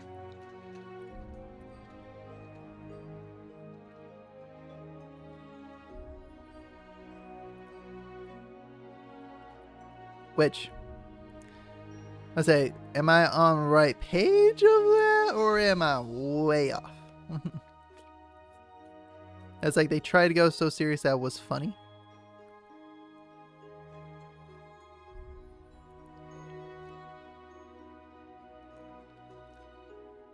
Yep. Okay. Now, the reason why I say, again, funny story, and the reason why that tied into it. So that person I dated is very, very, very, very, very right-leaning to a slightly extreme proportion, and I think you guys have heard me say it on this channel again, but I'll paraphrase it, where they believed that the reason why some people in specifically the L and G part of the community are attracted to the same sex is because they were touched in a specific way as a kid. Trying to say it in a way that does not get me demonetized or gets me kicked off. Yeah, so as you can imagine, imagine someone with an infinite amount of money and zero directional talent. They did everything in the movie. Literally, you can see the name of the director, so many of the jobs. And I get it, freaking hell. So again, going back to the internalized transphobia that a lot of trans people have, that's where it was like where I started really trying to come to grips with it. Oh yeah, no, she was out there for a lot of reasons. And so again, going into it, and again, she's the reason why I kind of quit voice acting, is because she is an author who again she has published a book, or she's published a few books, okay? Not super popular, okay? So she was trying to get me to narrate it, to be the narrator for the book. And since I was dating, was trying to impress her, I said sure, but holy Hannah, was she anal. Like, stick up there was going, man, there's a real stick up her butt, and it's not me. Like, it was like it was just up there. Like, again, I can go into whole things. Just again, was not a good relationship in just about any stretch. The good part that came from the relationship is that when I finally was able to leave that relationship, I did find Melly, and I found how amazing Melly really is, how much of a gem Melly really is, and how annoying she can be, but even still, how loving and amazing Melly truly is on the inside and out. So that is where that came from. But now this is the funny story, okay? So as I've said, like if you follow me on Instagram or anything like that, you might have seen a post yesterday where I said I'm so bored at work. I was so bored that I, like, again, with the text section, I'm next to the books. There was one book that kind of caught my attention. It's called Rose and Chains. It's a dark romantasy, meaning like it's a romance fantasy, but it's more on the grim dark side. So it kind of piqued my curiosity, and as I kind of read through it, I'm just like, this is what her book was trying to be. It was trying to do this because and the reason why I like this book a lot is because, again, it hits my fantasy tickle bone. Like it hits that fantasy hunger very well. Because the way I even described it in mail, I was like, holy cow, it is what her book aspires to be, because it has an actually good magic system that's using the actual terminology of all the stuff that is in the world. And she does a great job with writing and all of it. But for now, just like, she wishes her book was a fraction of this good. Because and again, this is where I drew the parallel, is her magic system. And again, this is where, going on into this, okay, within our church culture, our church is, like, when it comes to literary stuff, does not give two craps about magic, about the dark arts or anything like that. Yes, she was just like, oh, I'm not going to use magic. They're going to be called talents. We're going to do this. I'm just like, literally one of the best writers in regards to magic systems is in our church. And you are literally doing this for no reason. Like, no excuse. But yeah, this actually has a good magic system. Whereas the magic is drawn either through the mind magic, or through the heart magic.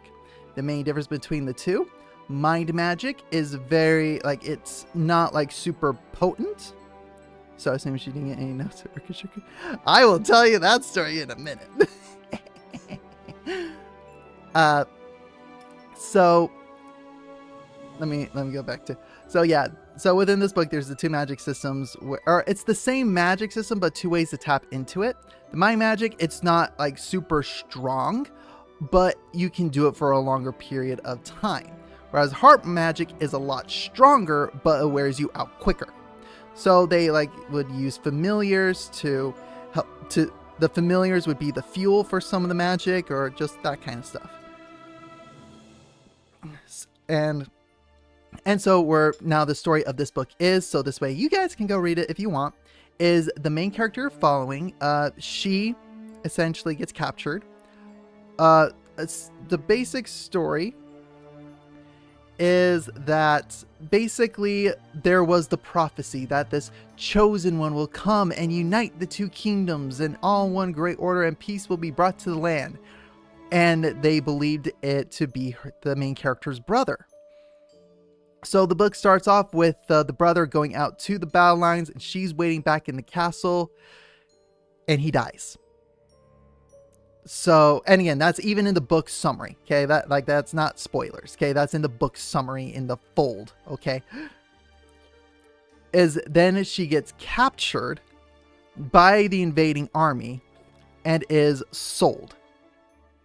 And now you're going through the story on how then, because again, the people she got captured by, she actually knew them before the war. She went to she went to high school with them.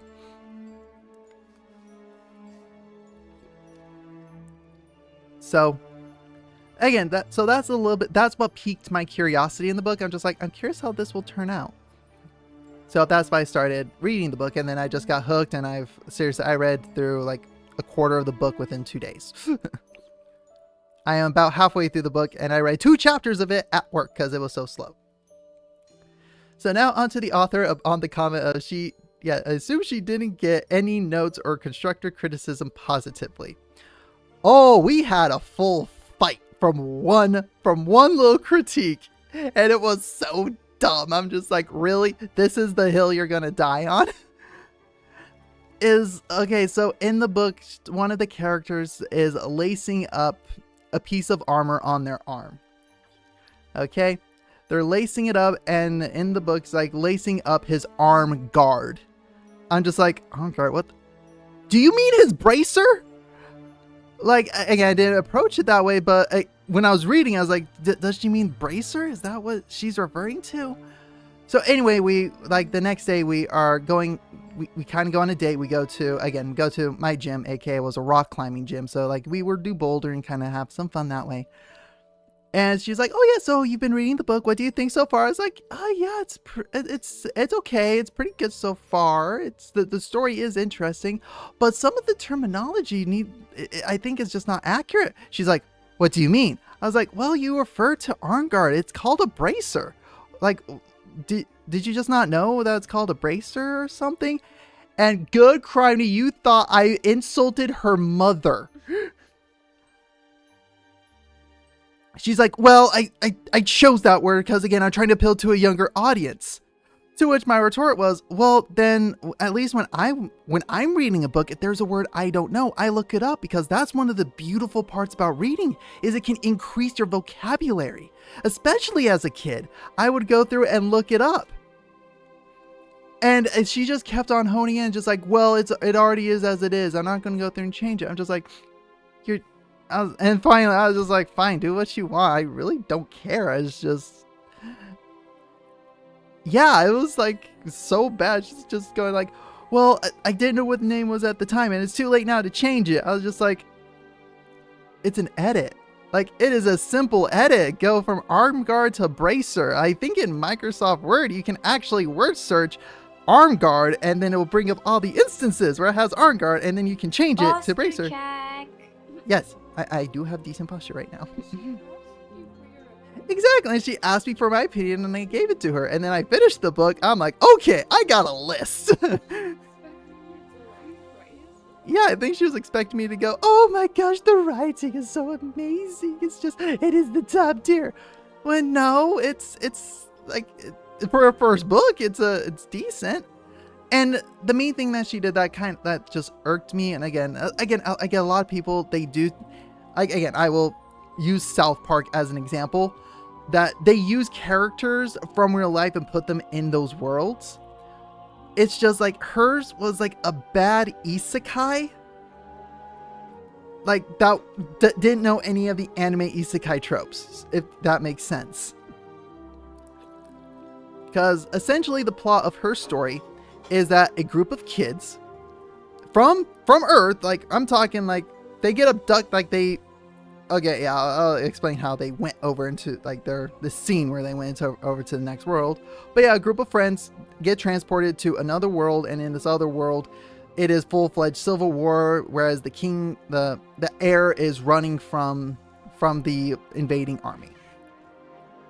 Yeah, I feel like that. And she's like, no, I want actually constructive criticism. I'm just like, no, you don't. Like, again, that was what I was saying in my head, but correct. And then she would start turning around and tag me, just like, well, sorry, I'm not writing these epic fantasies. I'm just like, you are trying to write a fantasy kind of book, and you're talking to me, someone who has read The Wheel of Time, who has read Stormlight Archives, loves Lord of the Rings, and you're wanting my opinion on this. And then one of the books she actually wrote, I'm like, this is actually good. Like, stay in this genre. You do great in this genre. She doesn't like. It's just like, what the heck? Because she had a murder mystery book that I was like, and actually the sad part was I called who the murderer was by chapter 2. I was like, oh, watch it be this one. I think that'd be kind of funny. And then I was like, oh, and then when we get to the other book, it's like, I called it. It's like, no, you changed your answer. I was just like, well, yeah, because that's kind of part of the story is as you go through the murder mystery, you just like, okay, maybe it's this. Oh, maybe it's that. Maybe it's this. Maybe it's that. But for me, I was just like, I was like, it's funny. I kind of called it early on. She's just like, you changed your answer. This needs a different word. Her, stop attacking me. Again, yeah. Oh, no. Okay, so for her isekai, for, again, a majority of the group, she actually, I think, honestly, this was the best definition to describe her prior to COVID. She was an adult Disney. She was an adult Disney girl. Oh, yeah, Robert, you can go off and go to bed. Yeah, she was an adult Disney fan. Meaning like an adult who loves to anything that's Disney, they are obsessed with it. So, yeah, that's the best way to describe it. Yeah. So, they get isekai'd while at Disney World, where she is going into great details on what hotel they're staying at. That's the Grand Floridian. How the books she read to prepare for this trip to Disney World goes on and on and on. What? Psychic.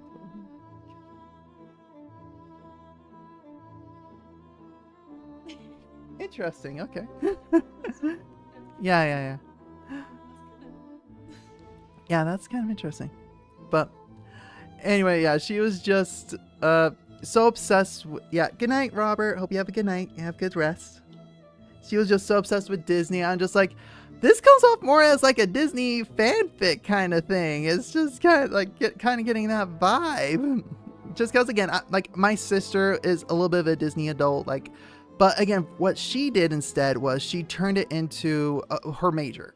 She did the Disney college program, really liked the ins and outs of learning the Disney parks. And again, she does take her kids to Disneyland whenever she can. Like, in one respect, I'm like, that one's a little bit more balanced. Whereas she's just like, oh yeah, I read the Disney books, did this. So the way that gets transported is it's while riding Tower of Terror. While they are on Tower of Terror, it will drop. And then when they drop, everybody else seems to disappear. And then they crash land into this other world. What? I didn't know that was a thing. But great for her. Yeah. My sister, yeah, she did it.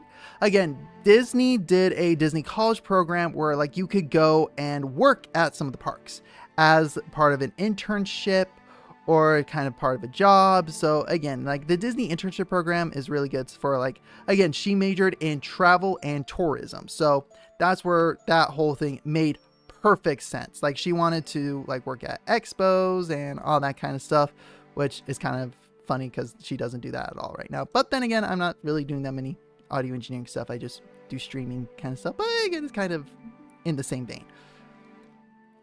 But yeah, no, it was just, yeah, no, that's how they crashed on in the world. And then all of the people that were her friends are now her ex-friends. And I'm just like, real shocker there.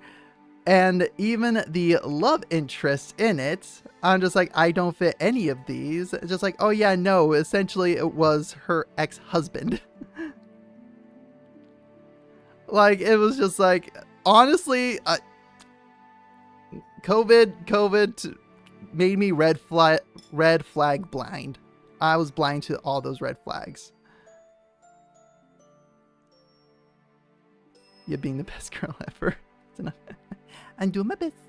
But I was so blind to all the red flags. I'm like, oh no, it's just this, it's just that. And I would literally fight my sibling. Because again, it was, when someone's, like, it's one thing if you eventually come to it, but when you have your siblings kind of attacking who you're dating, it's just, it makes you go more on the defensive side.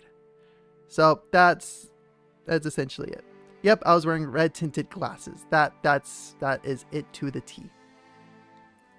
But no, so again, I was just like, oh my gosh, she like, and this was again, reason why I say, like, technically we were never like boyfriend, girlfriend or anything like that, is because, like, again, we never kissed. Like, I kissed her on the cheek, but that was it. That was all we would do. The rest of it was like, we would talk. We would do this. We would go on dates. We'd go do this, go do that. And by the way, and yeah, this was all during COVID. So most of the days was us going to a park playing Pokemon Go. Like, that was it. Oh yeah, and then yeah, she would absolutely refuse to wear a mask. Like, she went the entire 2 years without wearing a mask. No. Your red flags are cute. It's called your adorable and sweet and kind personality. You have no red flags. You have no red flags. That's what I'm trying to say. She has no red flags. She thinks she might have red flag, but no, she doesn't. She just has a starting line flag because she's just so amazing. Red flag, an orange flag, a yellow flag, a green flag, a blue flag, all gay flags. If playing Pogo was dating, then I dated like 20 people during COVID. Playing Pogo was dating. Pokemon Go. Pokemon Go. I was just like, you were riding a Pogo. Wait, is that Pokemon Go. Is it? Oh, Millie's red flag is, I have no red flags. Also being unable to fly. Well, some things might be changing here. Not the flying part, but... No, in this case, it's short for Pokemon Go. It's short for Pokemon Go, right? Not like an actual pogo stick, right? Like going to play like with some friend, like again, and that's where it was kind of that line, just like, is it really dating? Is it not dating? That kind of thing. Yes, Pogo, Pokemon Go. Ha.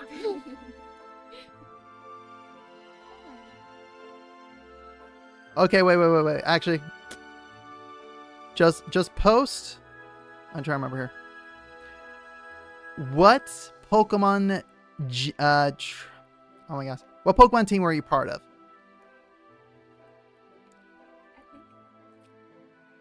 Like, again, I know which one I was. I have a T-shirt. Also, Ezra, question: how did you realize she was the right-wing nut? Okay, so at the time I was a little bit of a right-wing nut. Okay, like full disclosure, like I was back 20. Again, this is where I'm going into. This was part of my internalized transphobia, that kind of stuff. Oh, what was it that? Okay, you want to know how I got those things taken off? Oh, yellow. I want to say, is that instinct? I want to say instinct. Because I know mythic is blue. But, so, at the time, again, I was definitely a little bit more on the conservative side. Just because, again, and this is still true, I love guns. Like, I love guns. Like, I still have one. Like, again, and that's just been part of my personality ever since I was a teenager. I was obsessed with guns, from airsoft, paintball. Like, one part of me was just like low-key wanted to be like like I was wanting to join the military when I was starting in high school. Yep, I is American. Is very American. So yeah, I was very like, and I'm even still like, I'm very pro Second Amendment right here. Like even still now, it's just I'll cover this real quick, okay? Because I feel like this will inform on the way I think. Is I do believe that, again, having firearms itself isn't bad, but what I think needs to happen is that everybody does need to take a course about firearms, because a lot of people have misconceptions about gun ownership. Like, a lot of people assume just like, oh, you have a gun means you're going to go out and bap things. Which, no, it's if you go to a shooting range, sure, but no, it does not immediately do that. And it doesn't, gun's fun, learn it and be safe. Exactly. I feel like for me, there needs to be more on the education side than just saying ban guns. Like, I'm very much more on like, let's educate it. So actually, during COVID, I took a concealed carry course. Like, I took a class to do concealed carry, where one of the first things they tell you is if you fire a gun, even in self-defense, you are going to be arrested. Like, you are going to be put into jail. It doesn't matter who shot who or whatever. They're going to arrest both parties, so that way they can then get the story straight. And again, the legalese are going to be insane. Like, you're going to be sued. All this stuff is going to happen. And so that's what they tell you at the beginning of these courses. So for me, I was just like, okay, I don't want to conceal carry just because I don't want to be responsible for taking a life. But I am so glad I took the class, because I now have this knowledge on how to conduct this properly. And again, I still love my firearm. I still love it. Again, I've actually been able to use it for some work, because I've taken it to the gun range, put an audio recorder up, and recorded some gunshots. So that's one of the cool things about doing some sound design. Is I love doing that. I do enjoy shooting it just because it's fun to shoot at paper. And again, then there's the other side, is if someone does try to storm into house or apartment, I can stand my ground and defend. And that's where things will look a lot better, no matter how you slice it. So that's where, for me, my stance is on that. That's where I've always stood, and that's where I continue to stand. Is I am very much in the mindset of knowledge is power. Knowledge grants understanding. Knowledge is how we grow. So again, and that was like the main like right-leaning talking point I had, along with was like, want our economy again, essentially is like, I need more money. I want more money coming in. But prior to dating her, I was always in the middle. I was like, I am on this, but I also like my LGBTQ brothers and sisters. The ad is about to start. Oh, here goes. But I was definitely more like smack dab in the middle. I had one issue I was right on, another issue I was left on. One issue I was right on, one issue I was left on. That was very much me. It's just when I started, call an ambulance, but not for me, kind of deal. Yeah. So when I started dating her, I was like, okay, like I started learning more, and it was just like a lot of like the yeah bros kind of thing. To where, again, and some of it is like, most of it is like, okay, traditional values, traditional this.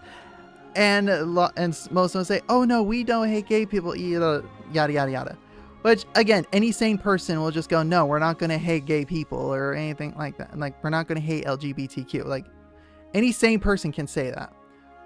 Where, for me, reason why I was like, I need to get out of this relationship was essentially we dated during all of COVID. Like, prior to COVID, we started dating in December 2019. And then COVID happened. And then we dated all through COVID. And then in 2021, when me and my family moved down to Arizona, we even tried long distance. And again, honestly, did pretty decent long distance. But the main thing that was a struggle is it was the major lack of commitment. From her, as I primarily was from her. because to me, I'm just like, yeah, no, I'm looking to get married. I want to be able to find someone to start a family with. I want those kinds of things. And for her, she'd already been married. She'd already gone through that. She's like, yeah, no, I don't think I'm ready to, like, and this is where this was where it was at least sane. It's just like, she wasn't for sure if she wanted to get married again, but it was also COVID. We didn't have anybody else to date. So I'm like, well, might as well just continue, in one respect, practice dating. So that way, when I can go back out and date again, everything's ready. I'm already practiced. I already know how to do a lot of the etiquette stuff. But finally, what was the final straw was that, again, as most of you here at least know, like, I'm very spiritual in the regards of, like, I do believe that our God, Father in heaven, creator, however you want to believe, does try to guide and direct us in our lives. Like, he does answer prayers, not in the angel comes down and tells us this way, but in very much communicates to our emotions. Through our emotions, it's just like a burning in the bosom, just kind of like, this is what, try doing this. Like, this is the right path or this is the wrong path. You'll get a good feeling or you'll get a bad feeling about this. So it was after like a weekend of church, like a conference that we had. And finally I reached out and just like, I had this gut feeling. Like I knew I was going to be married married or engaged by the end of next year. I had basically that divine, like, I knew was going to happen. And again, immediately in my mind's eye, I was like, oh, maybe she's finally going to decide to commit. And for me, I went into this as just like, okay, if she says no, if she doesn't commit, if she's not this, I got to move on. I gotta move on. And so when I texted her, when I called her kind of about all that, essentially it was like, okay, I have my answer. I got to end this. I got to move on. I was saying, and I cried. It was essentially almost 2 years. It was basically 2 years of my life that I lost for dating, for finding somebody, that I essentially lost to her in COVID. So I mourned that loss, and I went on one date to kind of get back into that first dating mindset. And then the date after that was Melly. And immediately on that first date, it was just, things just clicked. Everything was just right. And so, but yeah, essentially it was finally, I can say it was divine intervention that finally got my eyes to wake up, to go, she's too crazy. And again, it took, even when me and Melly were dating, I was still like pretty right leaned. I was pretty anti a lot of things that I'm pro now. And again, I was pro before that. So in one respect, it was just like going from that brainwashing to actually going back to normal, back to who I was. And because one of the things I've always held to standard, because being trans, being this, I always had this huge nightmare of that I would come out and tell them when we were married or something, and they would just straight up leave me. Like, I had that fear so much. So in my mind's eye, I was like, I'm going to tell them right before we're like, okay, we're going to become boyfriend, girlfriend kind of deal. So again, I even did this with the author. But no, with Melly, at first she was very hesitant because just like, that wasn't part of her sphere. She wasn't literally did not know anything about this. And then it was through, again, our active communication, our active, like, trying to understand one another, that we grew closer and again, found some common ground. And she would actually then see some of, like, when we first got married, was like, okay, do you mind if I try painting my nails or something like that? It was just very much easing into the waters, and she saw how much just even some of those small acts really meant to me. And it was truly just like, and again, as it goes through, and that's where I just keep on saying I am so lucky to have such an amazing spouse, such an amazing partner in all of this. It's because she is the win. 1 second here. I gotta do this. She is the wind beneath my wings.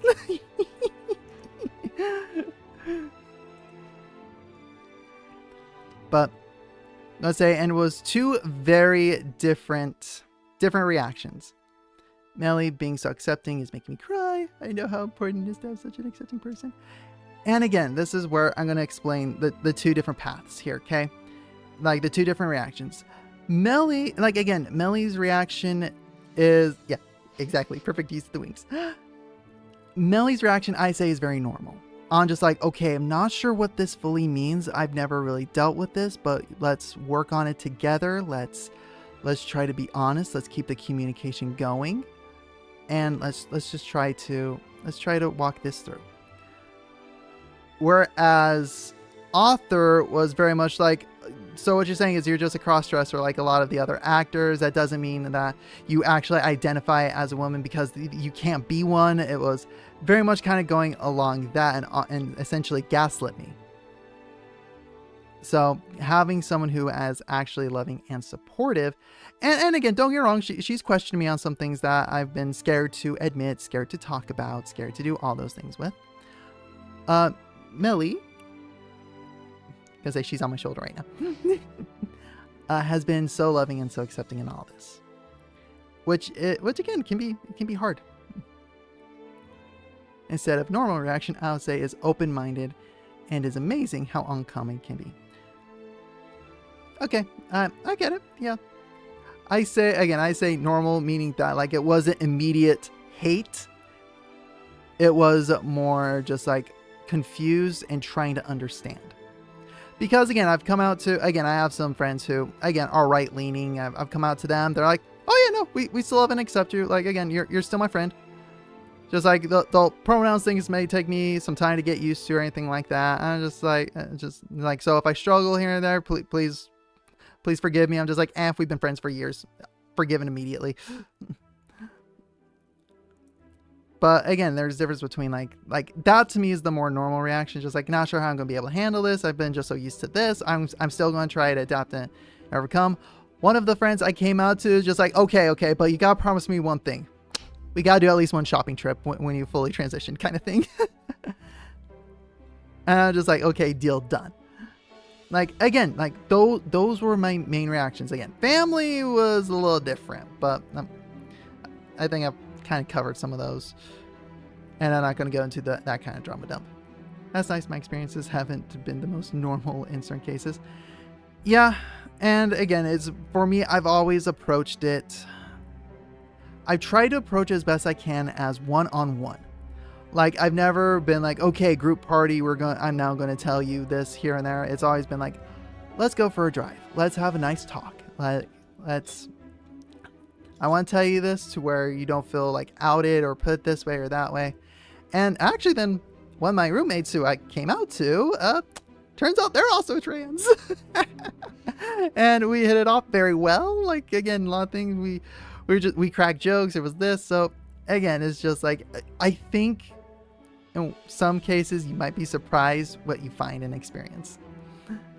But again, that's been my experience. Now, again, Danny, there are people who have your experience where they weren't open-minded. Oh, you got 1 minute of ads? Yeah, it's gonna be 90 seconds, so minute and 30.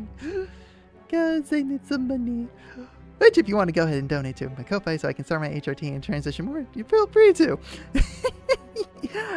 Sorry, shameless plug. It is shameless, but I do want to.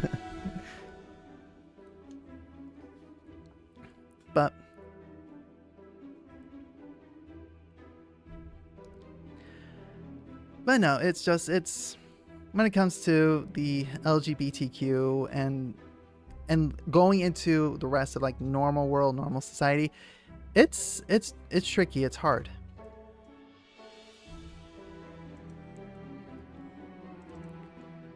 But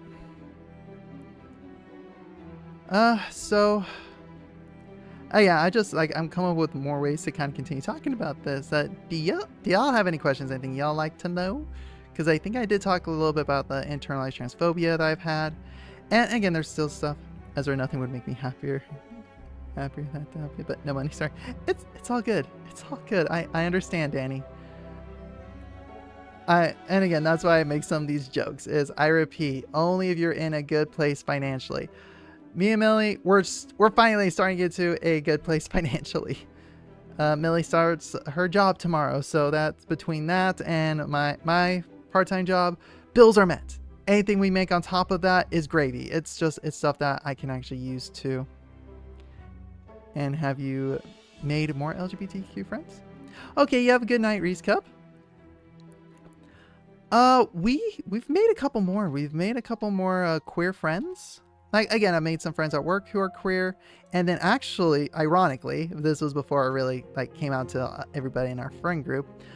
We had a voice actor D&D group where, yeah, we're all queer. Like, all the players are queer.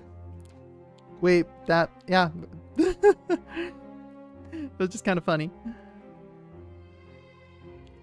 But yeah, so it was kind of nice to make some more of those friends. And again, when you finally like find people who both, I think, both players, like the players themselves are queer. Like one of the, actually 2 sessions ago, I think it was our second session, I asked if it was okay if I came dressed up. So I got to go to the session completely as myself, and it was a lot of fun to finally like be able to express and experience the way I wanted to, because again, my character, it's they're a changeling, so they can shapeshift, but sticks with a female form.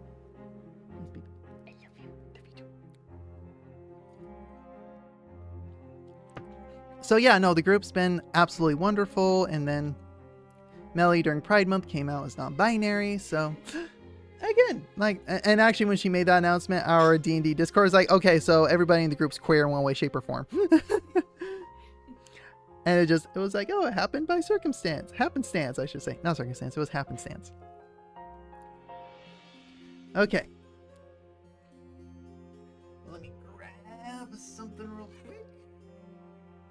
And then we'll finally get to play a little bit of Sekiro. I've seen I got to season 3 of JoJo, right, where they introduced the stands. Which, once they started introducing the stands, that's like where I was like, I'm out. But that's just personal opinion. But again, and for me, I've seen the memes. Being queer is like the stand users, they attract each other. Essentially, it's very much in the vein of you try to connect with people who are like-minded, who are in the same niche, same genre, so to speak, who have the same kind of things. That's why, like, for a lot of church members, they associate very well with one another. So again, it kind of varies. Okay. We are now going to jump over to Sekiro. If I can spell it. And there we go. There we go. We will finish off the stream with a little bit of Sekiro Die Twice.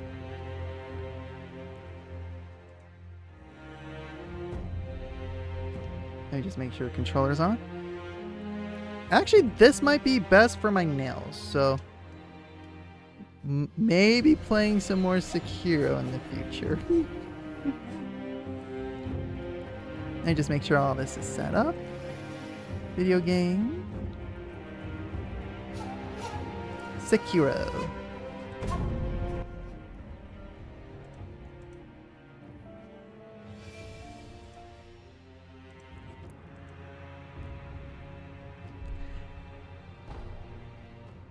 So yeah, actually controller with nails so much easier than WASD.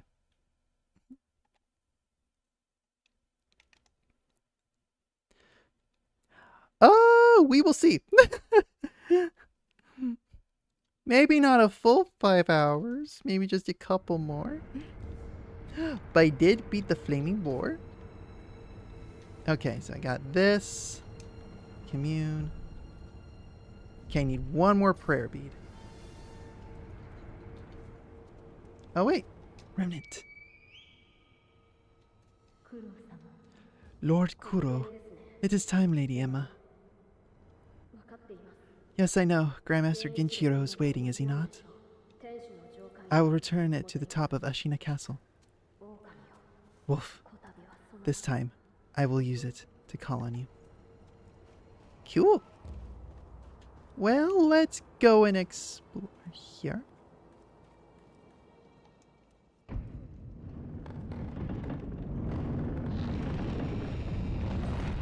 Grand door opening.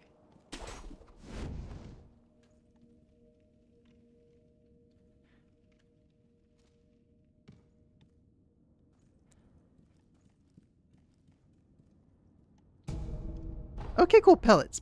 I do need pellets. Open this. Oh, this is probably to a new area. Okay.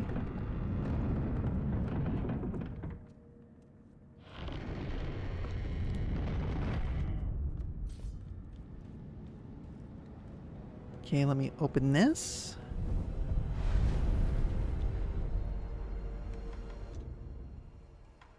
Okay, so now it's still... Oh, it's still part of Ashina Castle. Okay.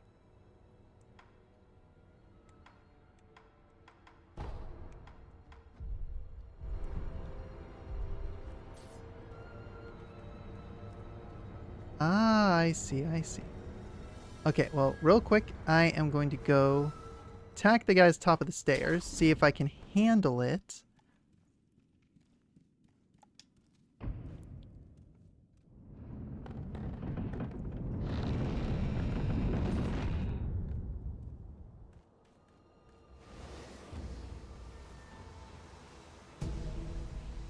Iron drick.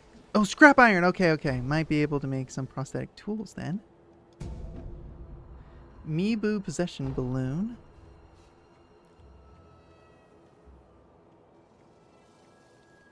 Ooh, interesting. Okay. Sorry, I thought it was Legend of Zelda for a sec. I thought those pots would be able to break.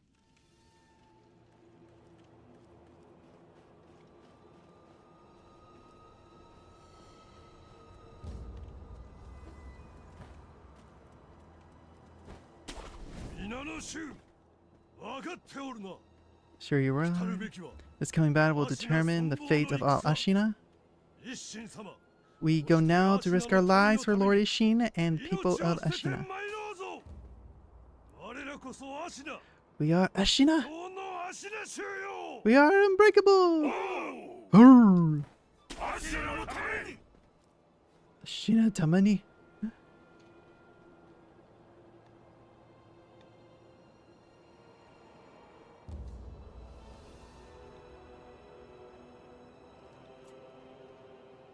Ooh, interesting. Okay.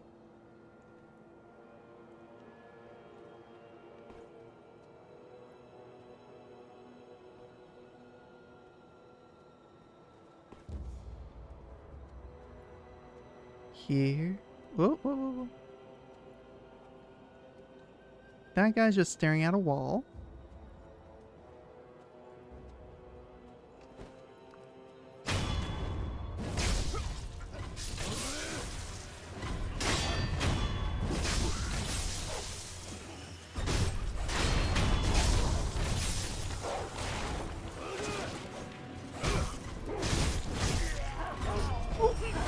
Oh, jeez.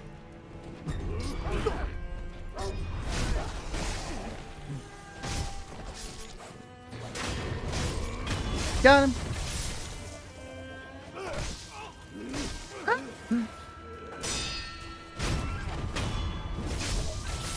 Ah.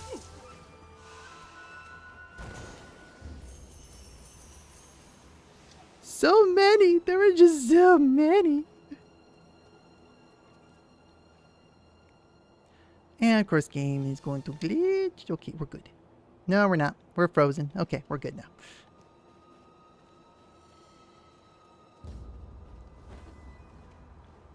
Again, it's been a minute since I played.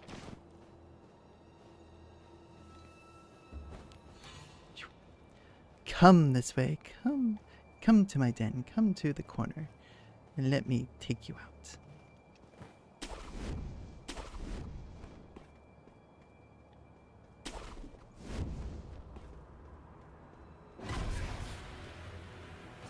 Ooh.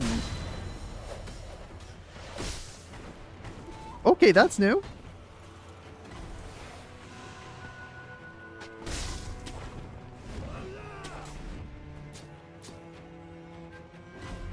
That's a new enemy.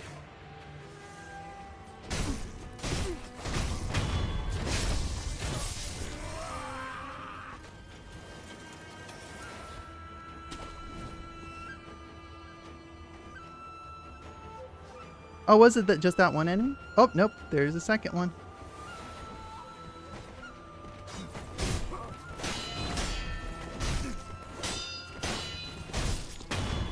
There we go. The hardest boss, lag. Exactly. Welcome on in, Nixivy. How's it going?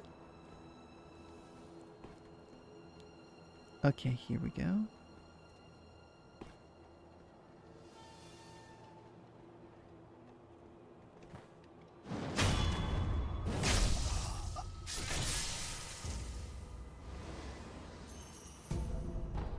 Fistful of ash.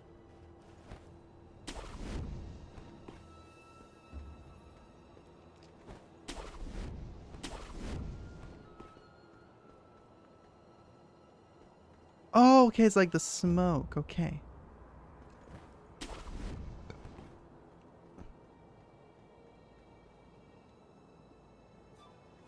It's almost like where the smoke's coming from, that's where they're going to be.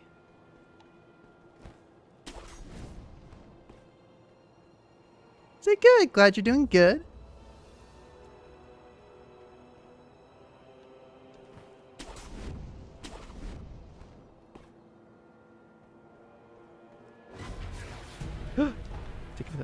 Up there it is. There.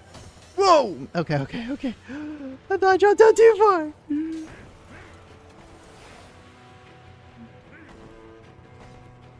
Oh, there's a lot of them. There is a lot of them. Can I please grapple up? He just went off the edge.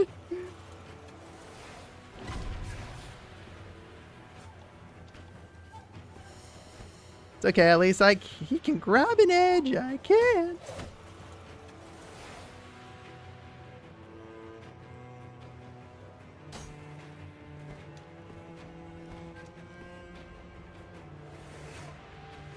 Come on. Oh, I brought it up, but then... Oh my gosh. Enough with the shuriken!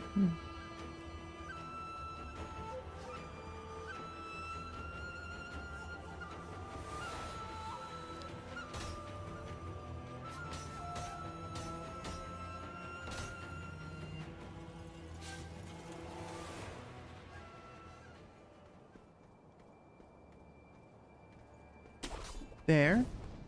There.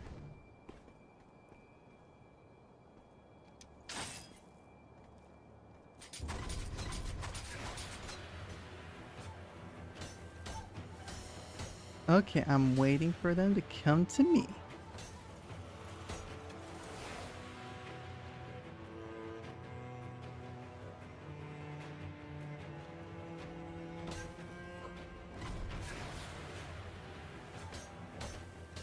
I swear, some of those angles, I'm like, it's got a curve! It hit me!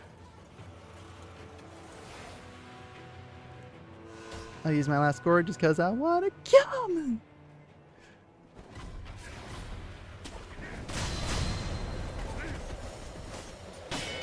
Oh, jeez!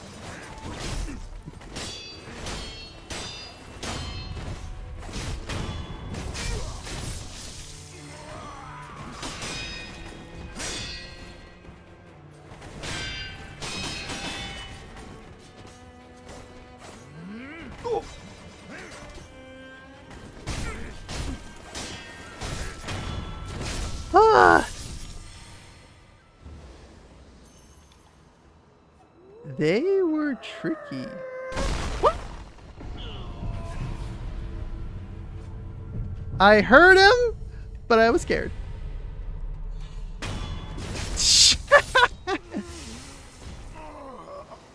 Next time, check the body. You forgot to double tap.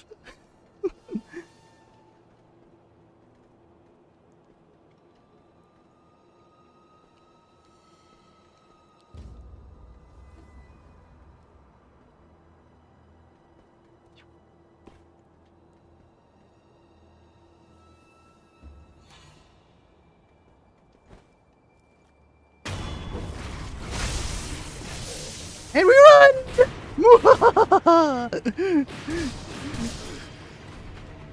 After I come back one more time.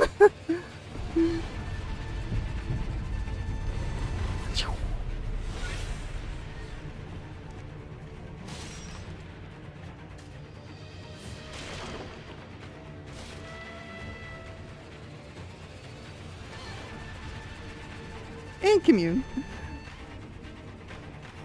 This is the only part. I was waiting for it. Say, surprise me good.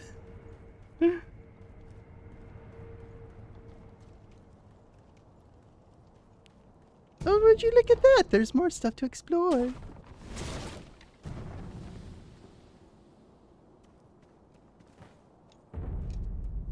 Ashina Reservoir.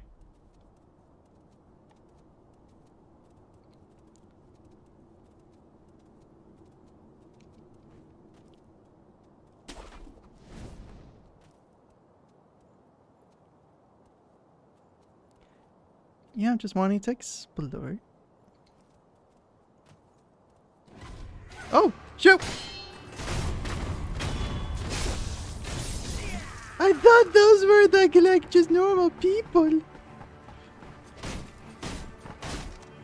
Oh wait.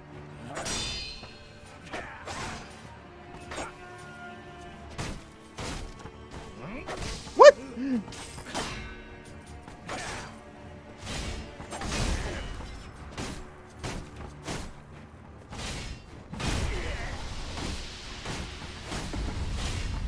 Poison?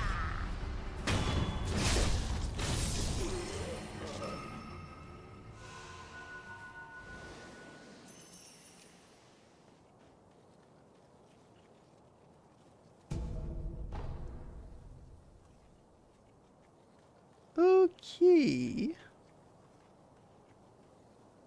Waiting, and...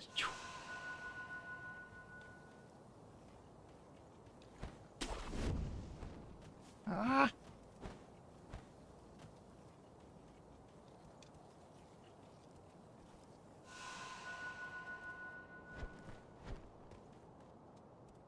Okay, back to... Ezra, I'm gonna have some dinner. Good luck. Hopefully I have some... Yeah, have a good dinner. Have a good dinner. See ya when you get back. Don't think it's gonna be super long stream, but yeah, go take care of yourself.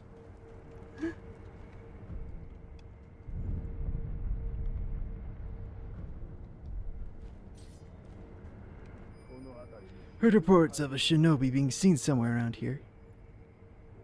I heard the same, but lately it feels like an everyday occurrence.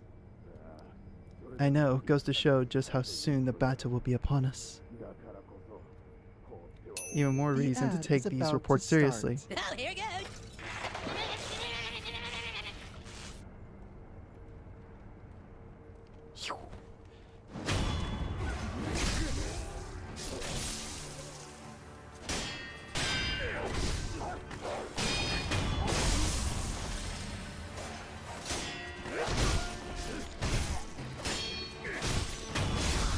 There we go.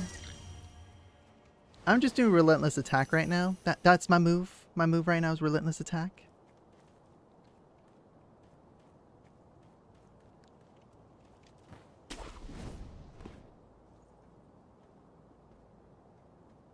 Okay, I see 2 ogres. I see 1 rifleman.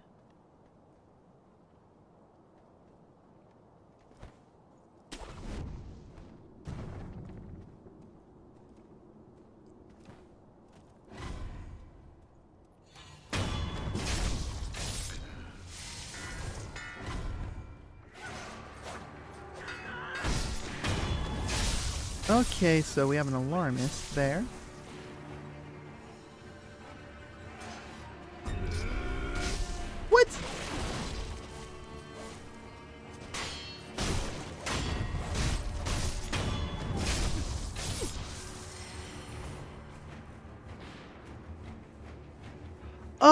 Oh, this is from the beginning. Okay.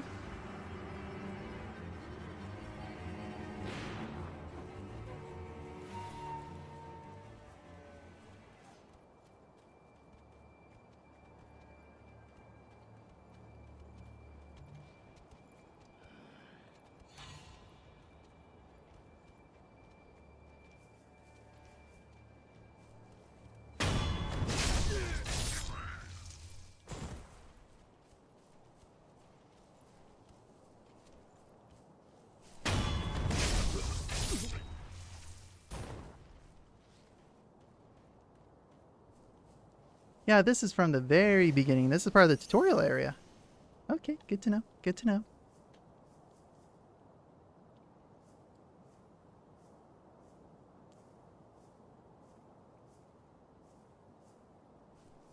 Okay, let's see what can I do to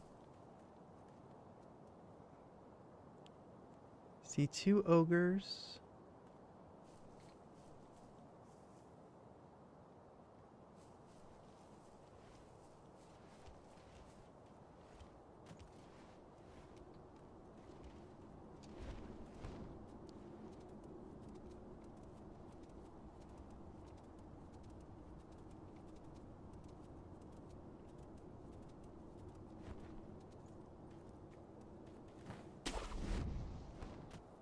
Nope. Wasn't wanting that.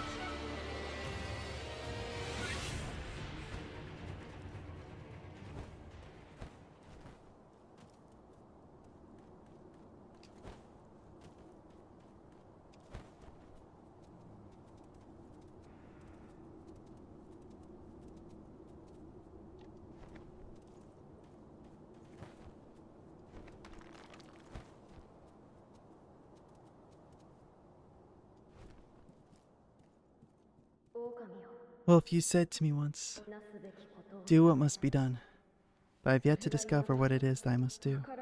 I don't understand. Why was I granted this power?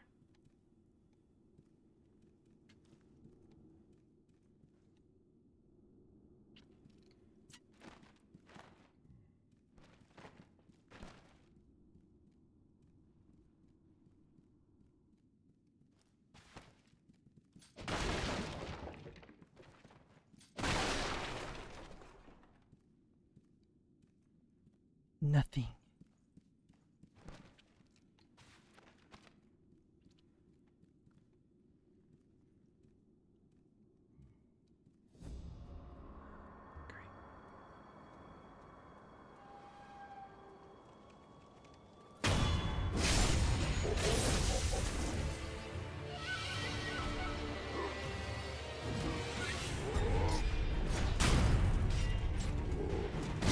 Okay. Yikes. Time to run back. Time to run back. Bye, big boys. Bye, big boys. Hi. Bye.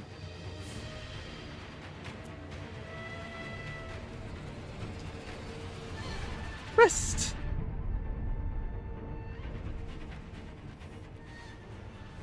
Whew. Okay. Okay. So he whooped me to next week. So let's try a different path.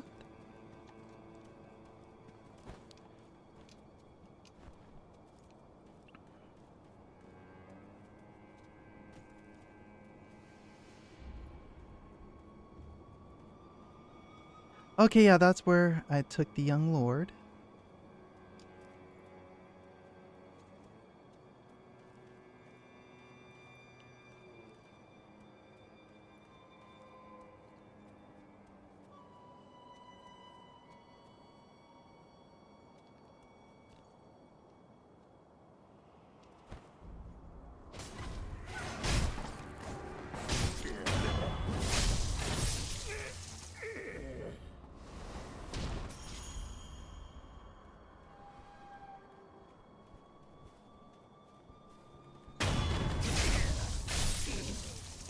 Okay, that's a lot better. That's a lot better, and that's a lot more doable.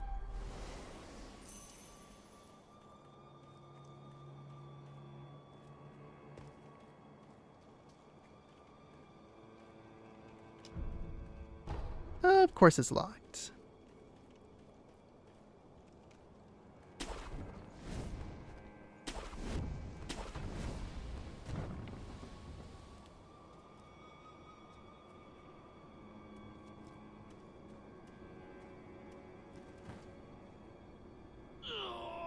That's my bad. I jumped off the edge.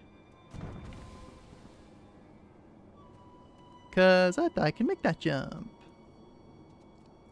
But boy, howdy was I wrong.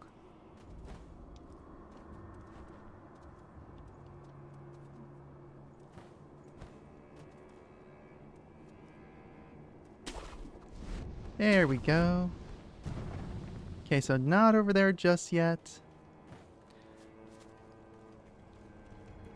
I mean, out of all of them, rest. Okay.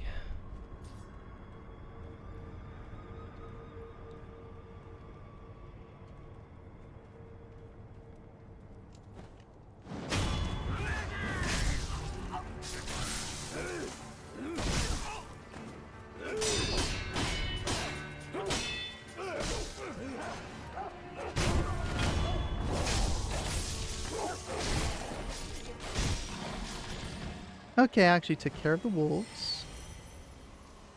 Okay.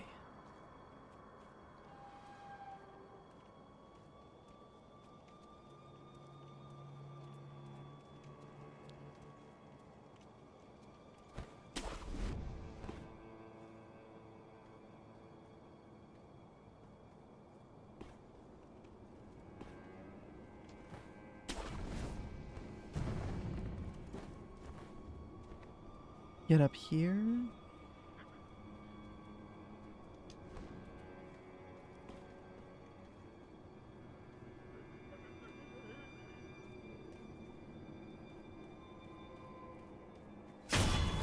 And there we go, another one down.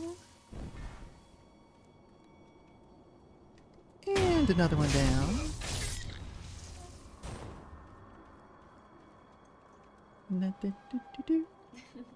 You got it.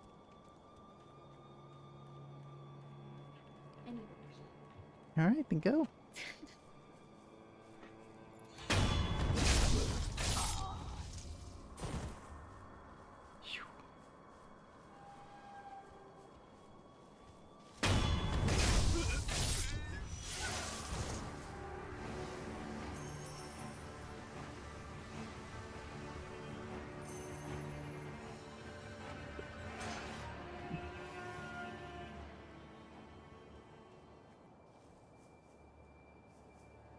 Oh, okay, it was the ogre, it was the big boy.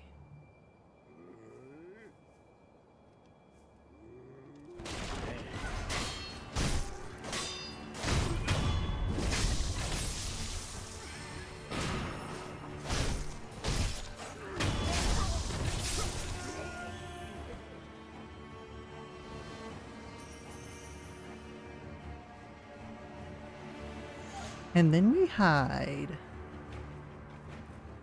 I will hit and run. Whew. Smells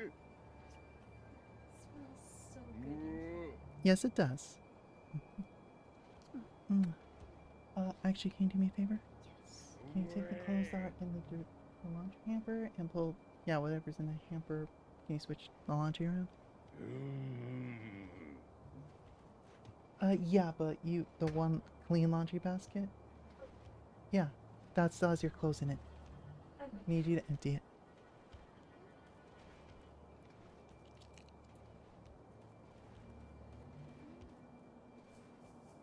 Okay.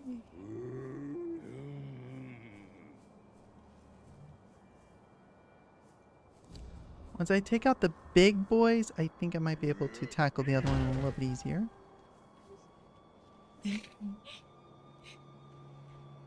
Hmm.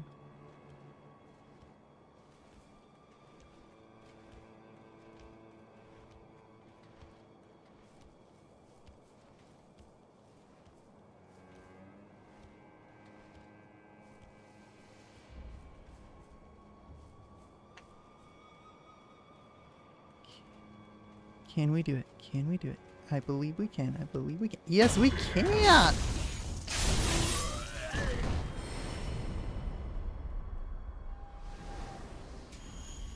I am up to skill level 3. A little bit more and I can get some more skills and abilities. Nice!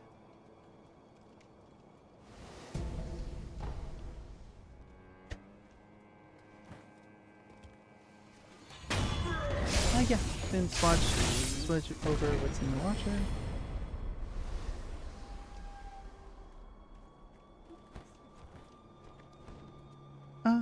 No, just move it all over. We'll start the colors here in a little bit.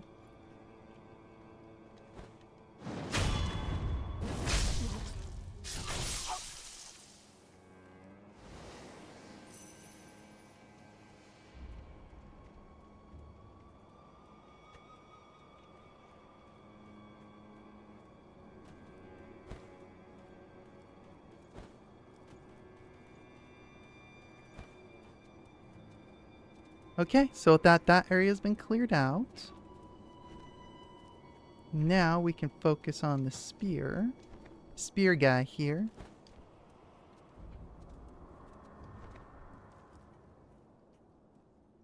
Okay.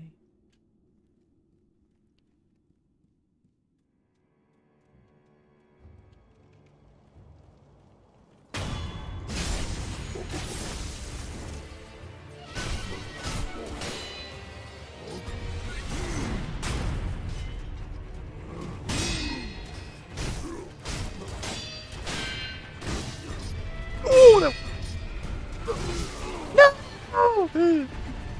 Oh, that's right. It was on the ground. No! Crap baskets!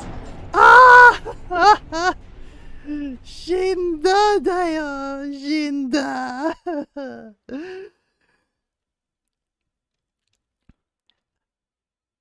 Ah! Raw as sits faithful once somewhere, a pained cough rings out continuously. The coughing and wheezing sounds of an old woman of great faith keeps one's faith, even and driven mad allows one certain things. Thank heavens. Owning this item reduces one's chance of receiving one. Ah!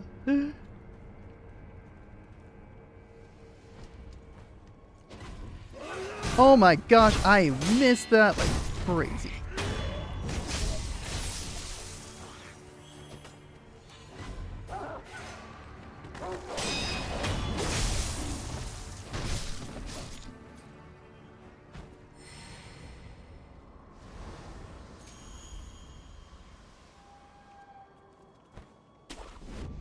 Okay, well...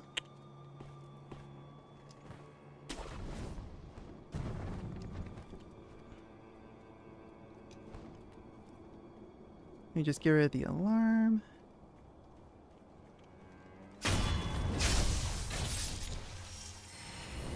And the gun.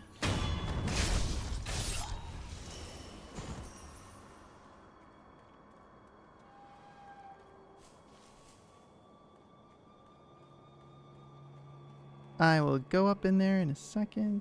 Take out the other gun.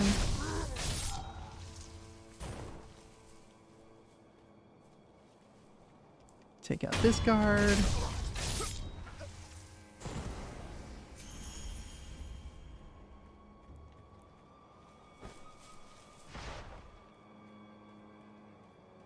Oh, I thought I grabbed this. Apparently not. Ceramic shard. And it's locked. Okay. Okay, let's try just getting to the other side.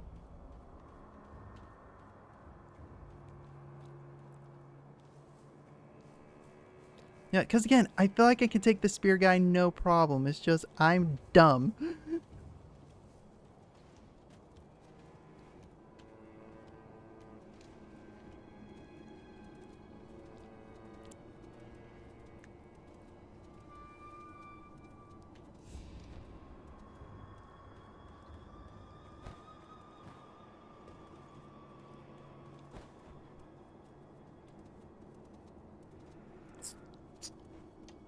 Whoops. Wrong button. I meant to hit X. Not B.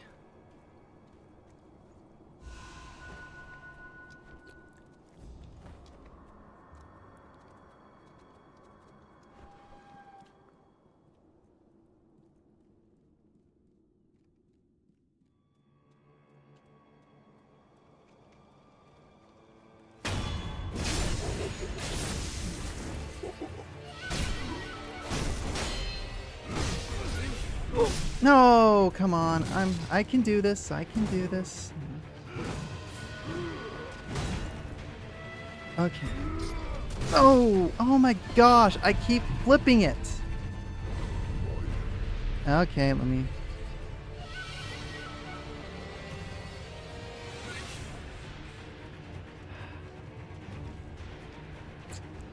I'll try this again.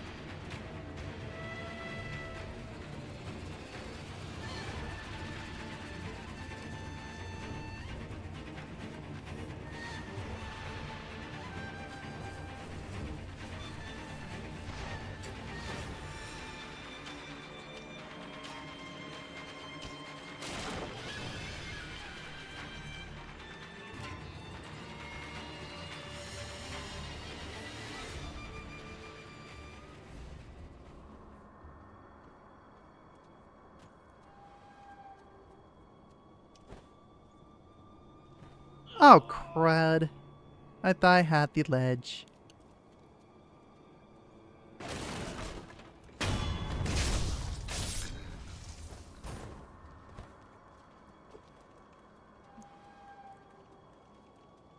we try this again? Rest.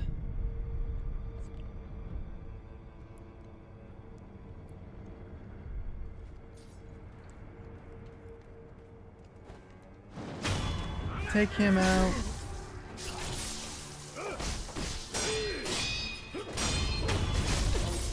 Take him out.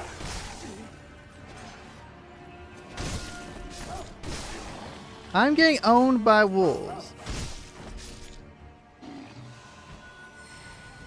They were the easiest part of this. Now I get my butt owned by them.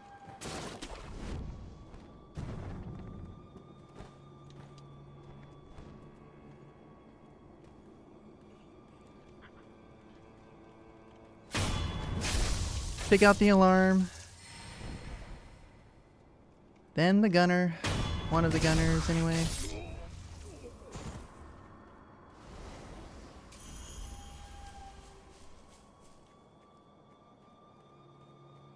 Then the next gunner.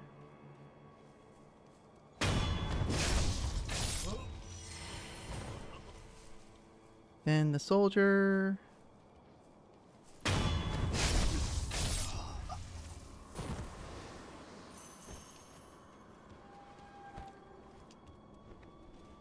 Then we go.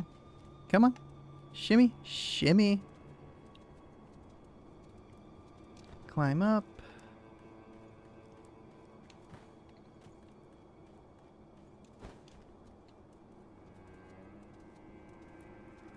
Climb up. Climb up.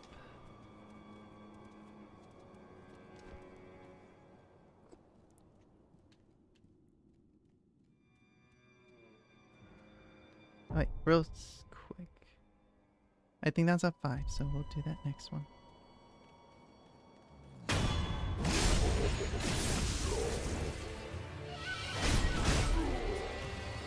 Oh man. Oh, come on, I'm so dumb. Okay, you know.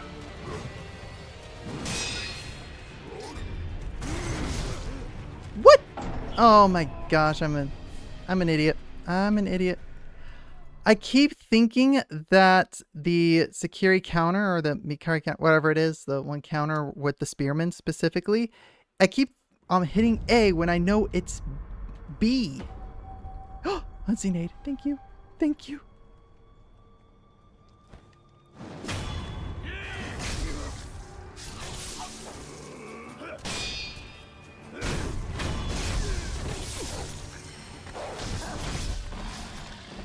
That was perfection. Ooh, I'm up to 4. Real quick. Acquire skills.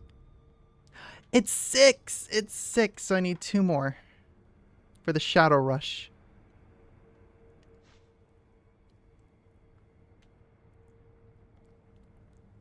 So perform 4 dashing slices.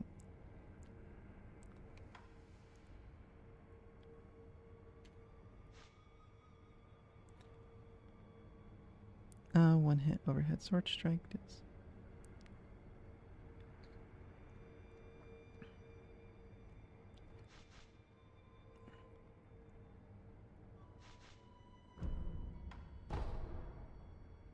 I'm gonna try the Ichimonji, actually.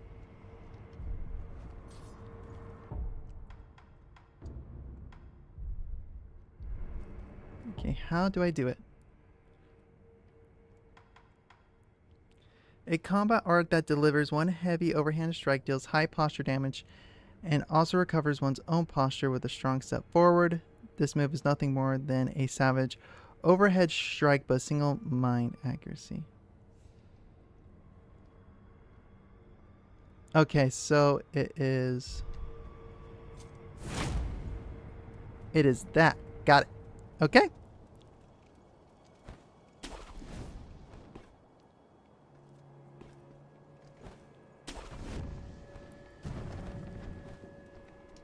Climb up.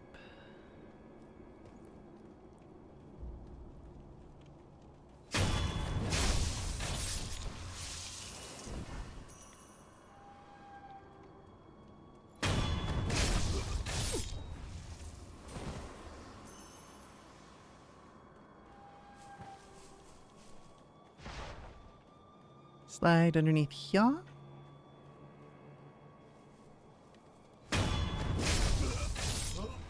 Gunner. Soldier. Now. Drop. Shimmy, shimmy, shimmy. Climb. Jump. Jump and climb. Jump and hold. Climb. Climb up.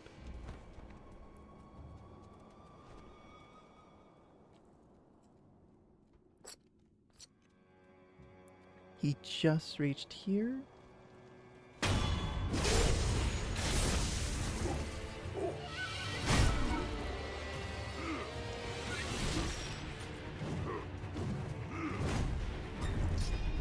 No, I was in the air. I was in the air.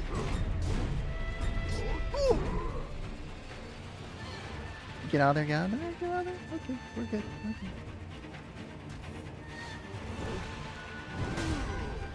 Charge at me. Charge at me. Oh, that one hurt. That one hurt.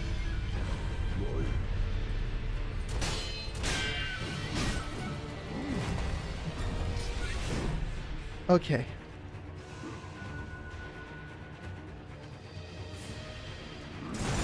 Oh! Oh!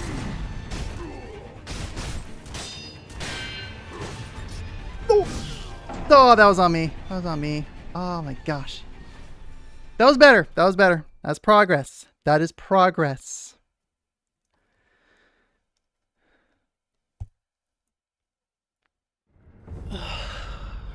Progress, baby, progress.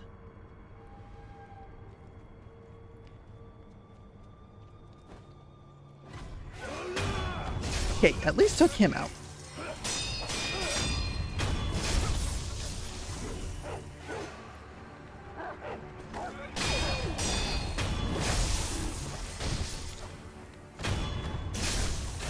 There we go.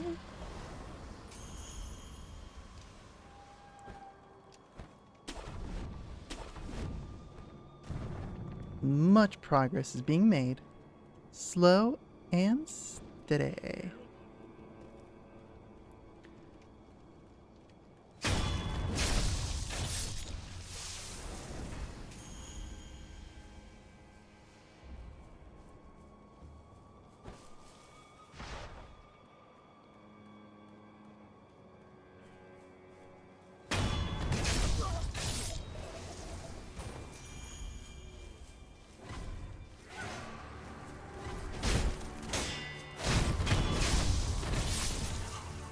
Ogre's coming.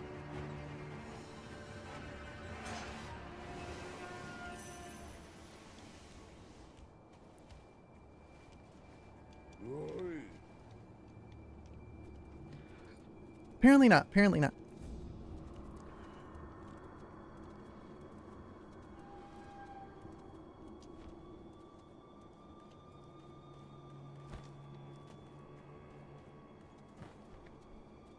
Slow, steady hands waving their last goodbye. They come along the way. I have not heard that song in forever. Don't know why it popped into my head.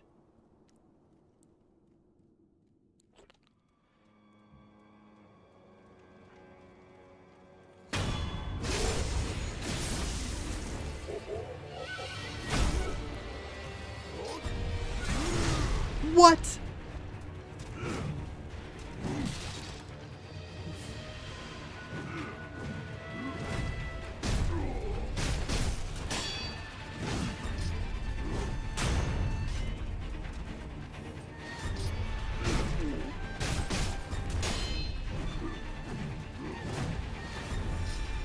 Oh, what? What? I call shenanigans.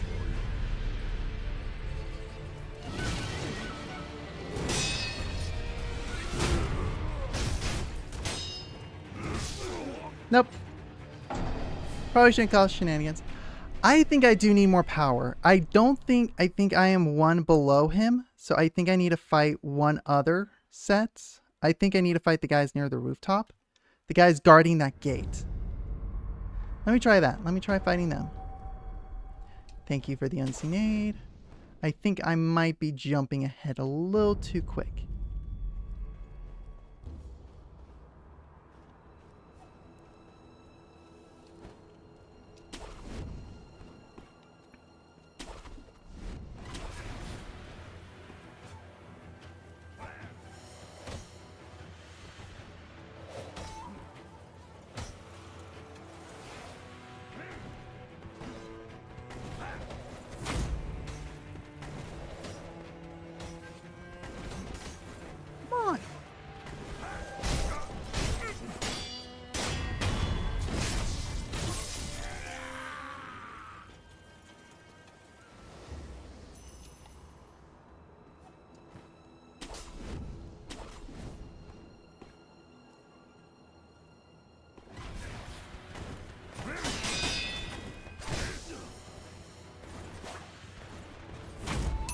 The ad is about to start.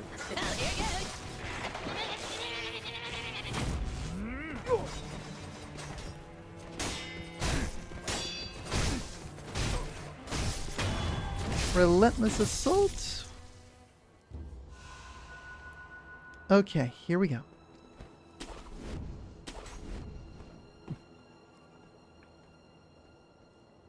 So I know there's going to be a couple up there.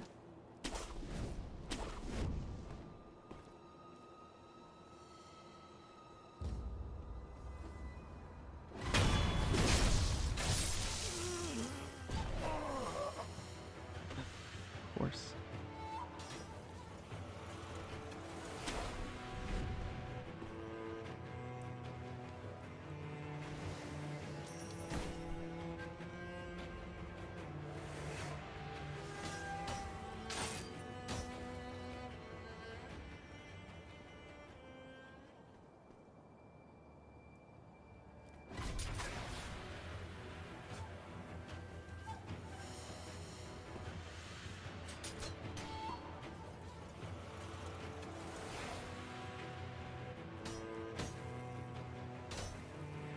The curves of those throws.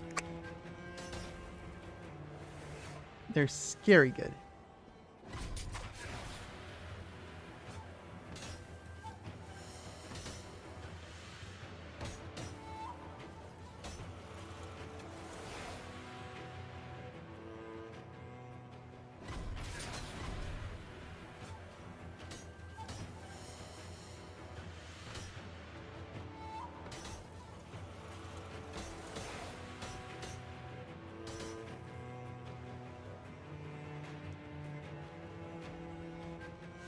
Oh shoot, I meant Y.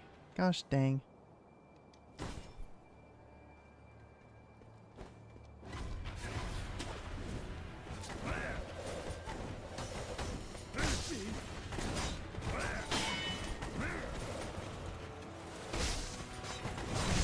Oh, I'm gonna get. Oh.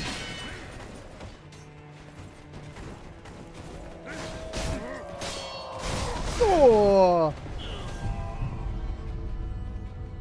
And resurrect and run! Holy. Mistakes! Mistakes were made! Huge mistakes were made! Okay, maybe not that huge. But still, mistakes were made! Wait. Oh, that's right, that's right. I need to go this way. Okay, remember Howler Monkey. Need to remember the Howler Monkey. Guy goes, ah! I know there are monkeys later on, but...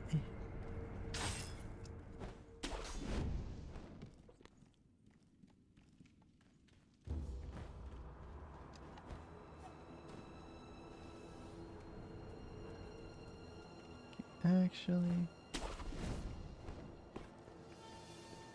皆の衆、分かっておるな。来るべきは芦名存亡の戦。一心様、そして芦名の民のために命を捨てて参ろうぞ。我らこそ芦名、不当の芦名衆よ。おう、芦名のために。Rashida! Okay, okay. What is the plan? Oh, I see golden chest there. Okay, I'm just curious. And I just need to know how hard slash... Oh, no, no, wait.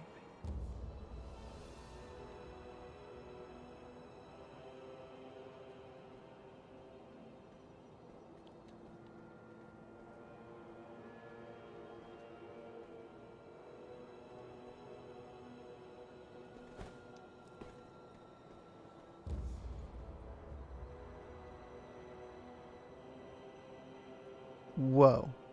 Okay, no, okay, it's the lighting. I was like, whoa, what's with this aura?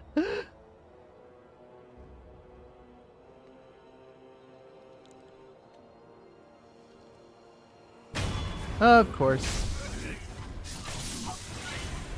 Goodbye.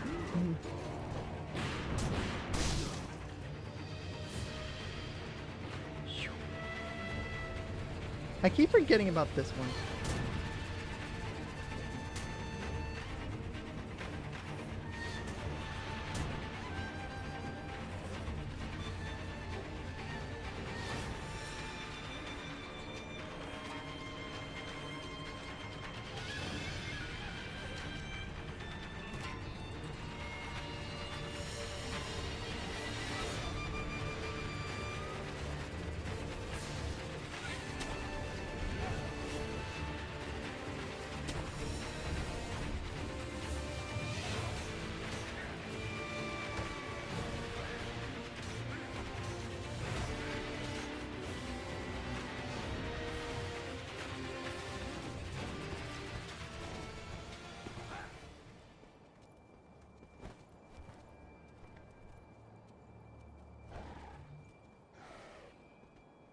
Where is he?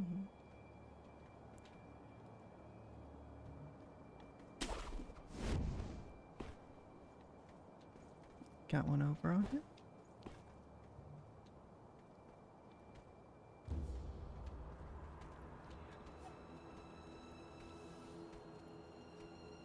Punching, drop. Got him.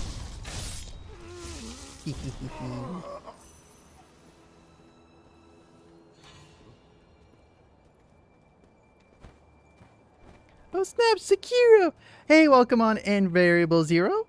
How's it going? How's your night been? How's your night? How's your week?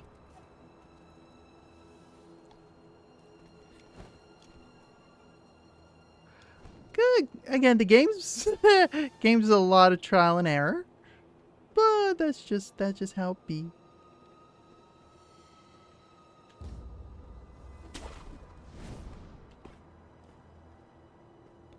Okay, I thought I saw him over here.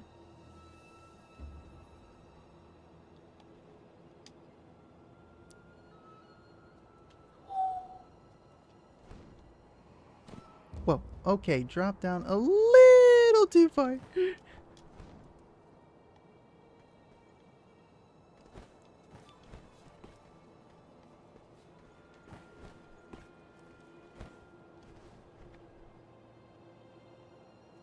Shimmy, shimmy. Oh, you gotta be kidding me. Can I? Yes, I can. Ah!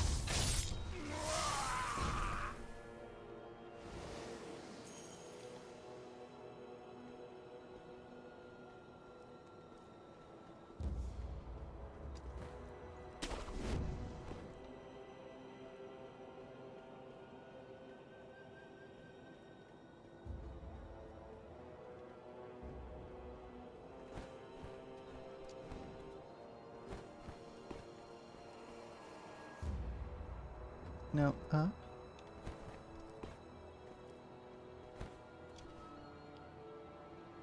Up.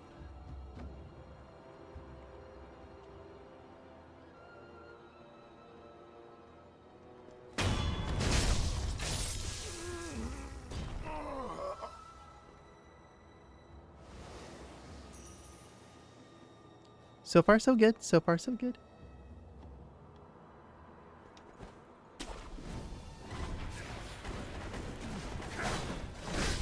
Oh!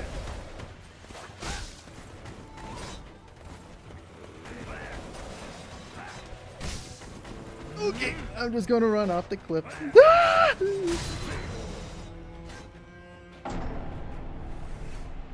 That wasn't fair. That was just so mean. I was doing so good.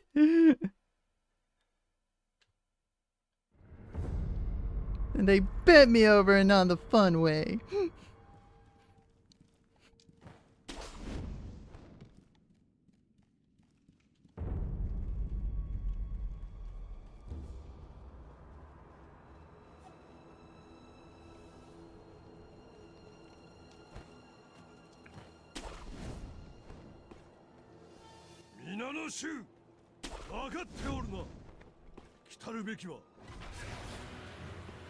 Hi guys.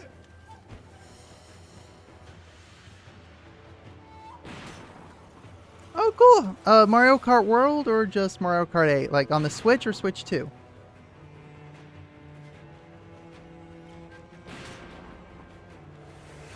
Mario Kart 8? Okay. Or OG Switch. Okay, well. Shouldn't say OG just because OG is like Nintendo, but. Oh, shoot.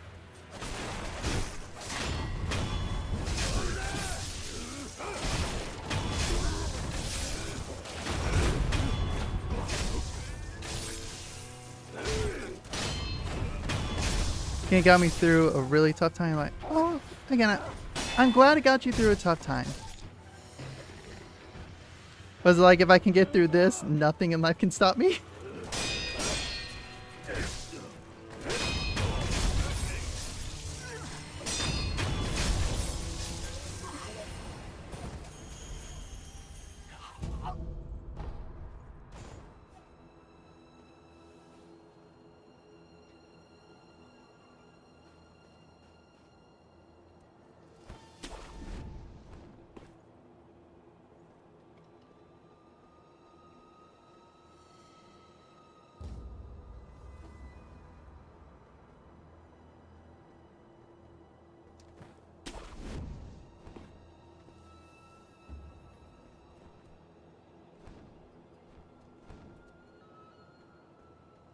There we go. There we go.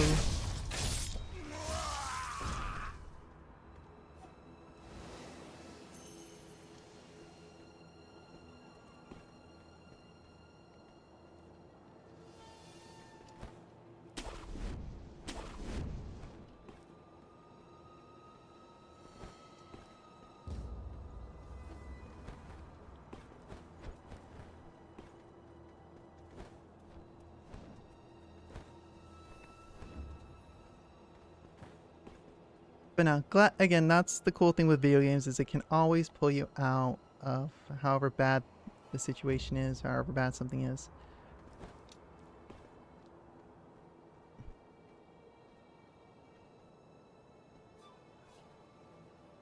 Can I please? Ah, of course, I get the wrong one. Don't shoot me.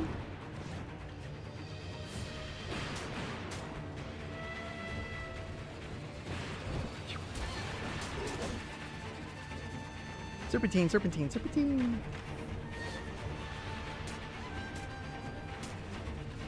Woo! Okay, we're just gonna wait.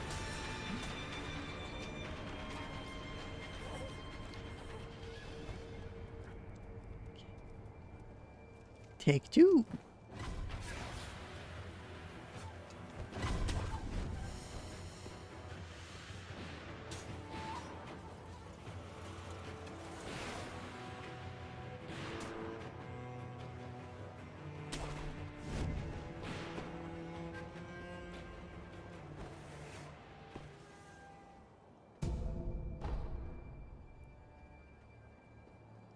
Okay, I can sneak up behind this one.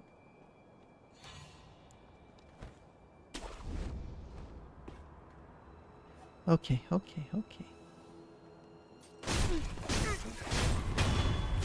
Meant to sneak up, not just straight up attack him. Okay, wonderful, wonderful. I can now...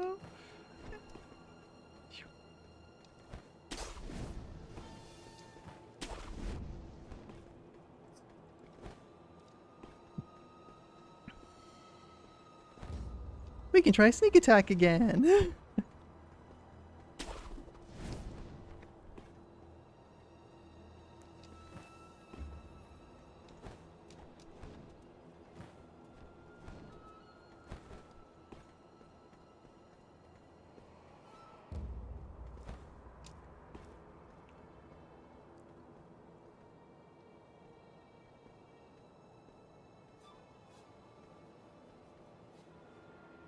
Okay, here we go. And we run! And take out some of them with me!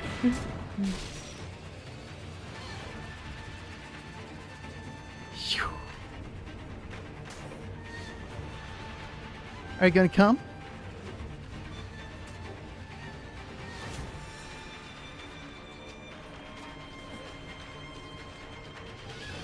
Oh, you're not gonna come to the door? You pansy? Come on, all you have to do is come fight me on the bridge. Coward. You coward.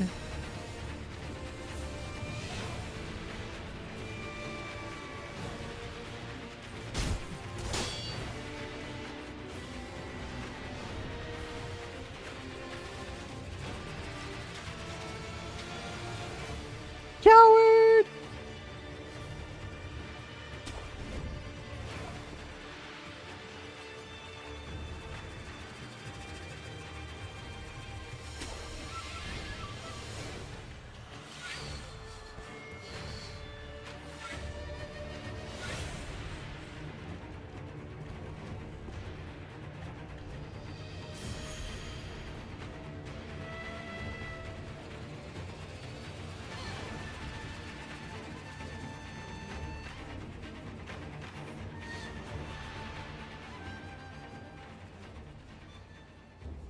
Back in place. He's making his way back. Okay, he regained the health. Okay, okay. Guess that's to stop people from my idea of just like... So what I might do is I might finish taking out his men. So the idea actually would be this. Drop in behind him, get in that first assassination attempt. That first assassination hit. And then knock out the other two as fast as I can. And then one-on-one.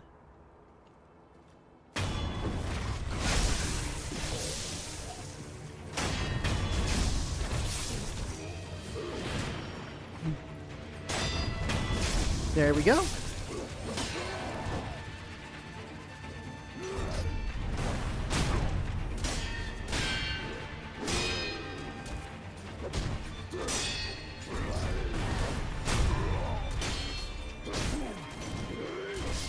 Oh, that hurt. That one hurt.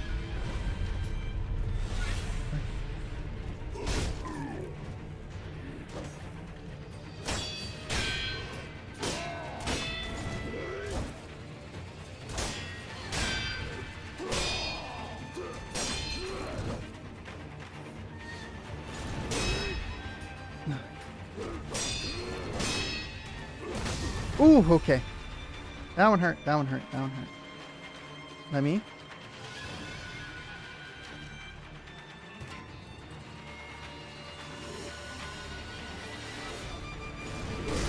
Oh, that hurt.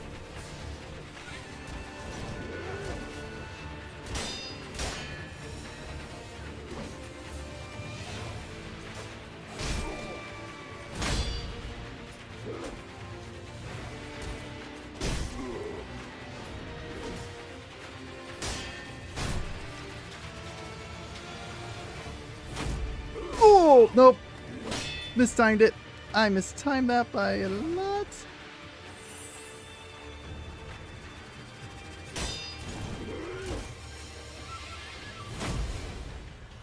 Okay, come on. Okay. Ah! Gosh, freaking dang it.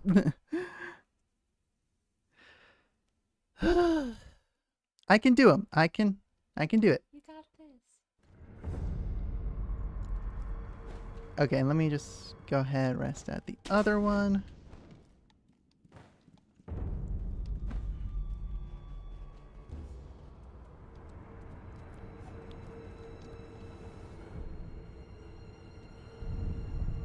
So this way it comes back to here and I don't have to, again. Oh shoot, okay, I forgot.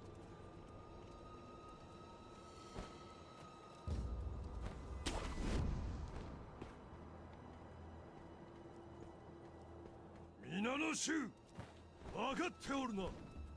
来たるべきはアシナ存亡の戦。一神様、そしてアシナの民のために。Okay, this might take 2 tries out. 2 runs.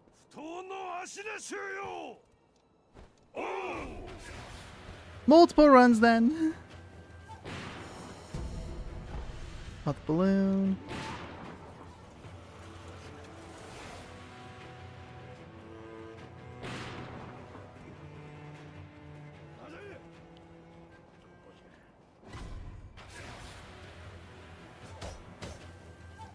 Ah, crap. Oh! You're not one of the samurai of this castle, are you, friend? You look like a shinobi, a skilled one. Yes, that's right. Hehe, thought so. Well, you sure got me out of the pot. Ah!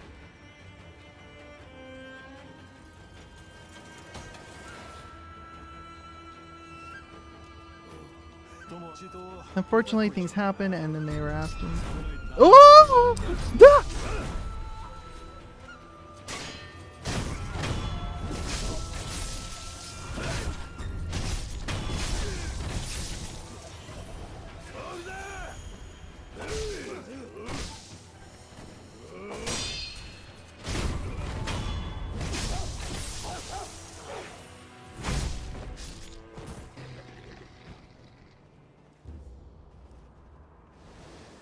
Oh no, not pellet, not pellets!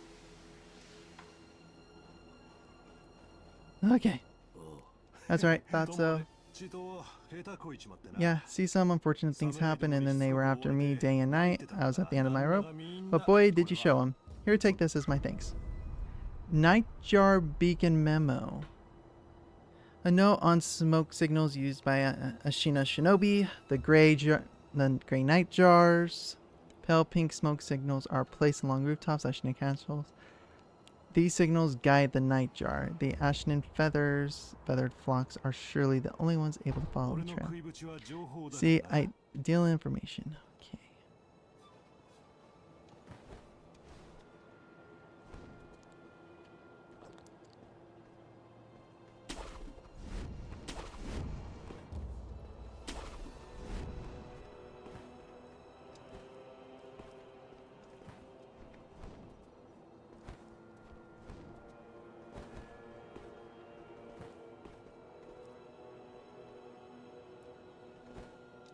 There we go.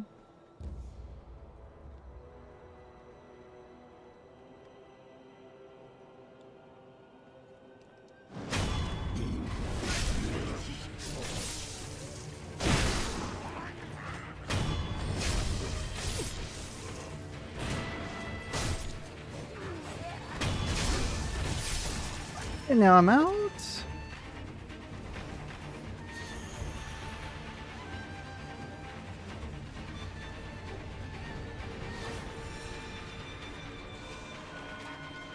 Get to the bridge.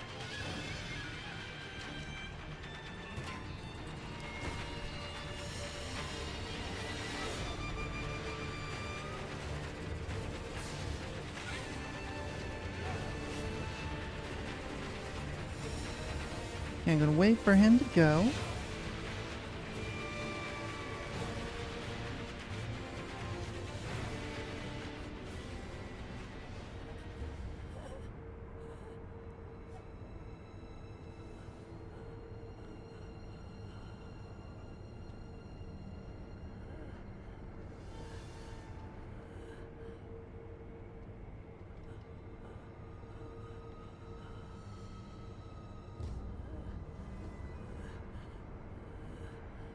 Okay, and here we go.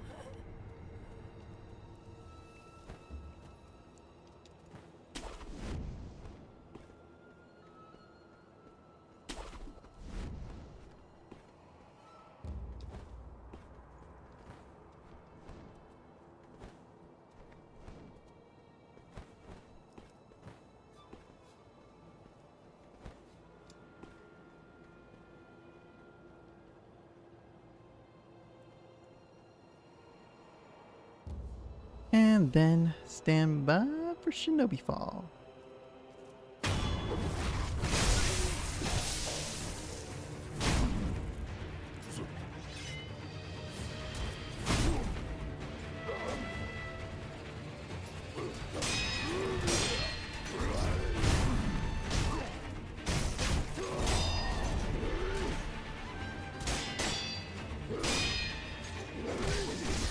Oh! That got me. Oh!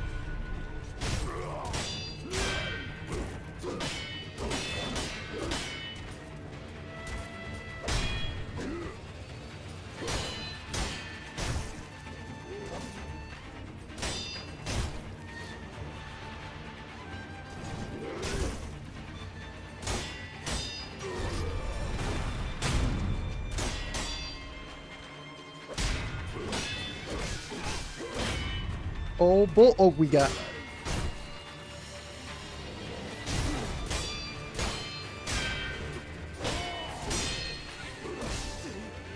We can do this. We can do this. Oh. There it is. Prayer bead. Just what we wanted.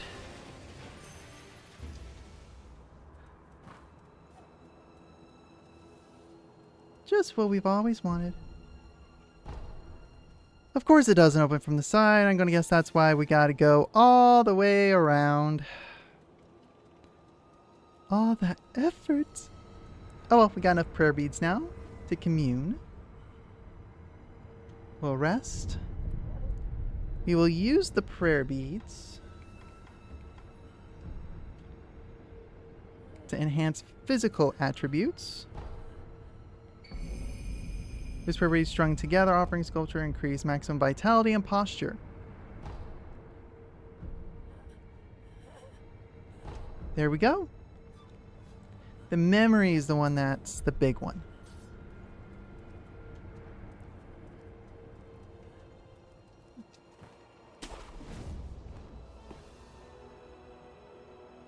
Okay, I see. I have to navigate around the castle.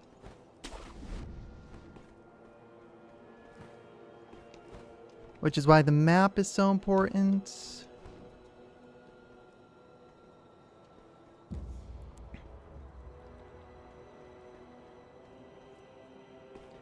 Actually, I think tactic-wise, it's better to go this way.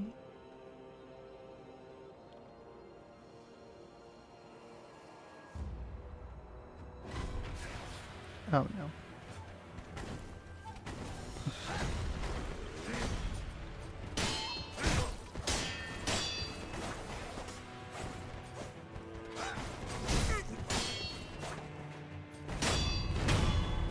Okay, I'm more surprised I did not take any damage from him. That's very impressive. Now let's do this.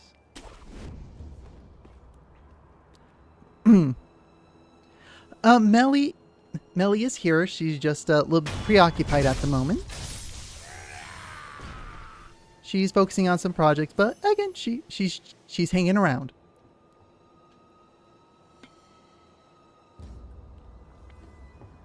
Oh, that's better. But yeah, Melly is here. She's currently working on a personal project to try to get them staying consistent.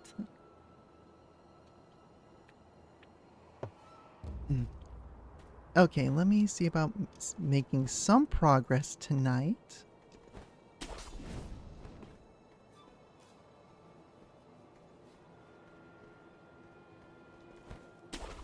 Because then if memory The ad is about to start. Oh, here he goes.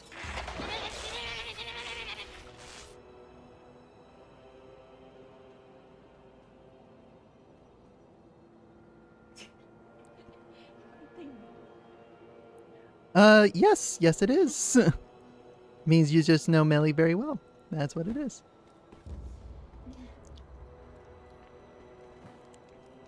Yeah, she's working on one of the episodes, just the audio end. Oh, good. Crying me, I got like something stuck in my throat. Yeah, I got water. Ay.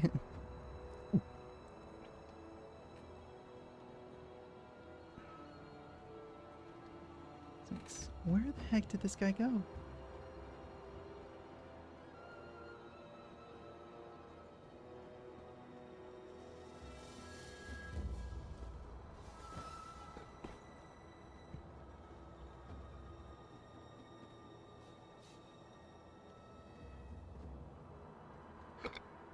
Oh, where is it?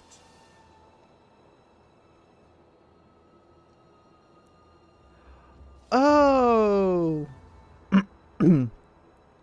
The guys on the kite. I see. Is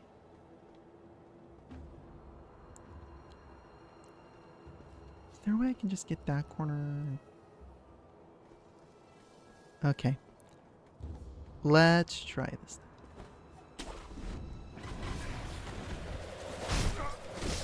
Okay.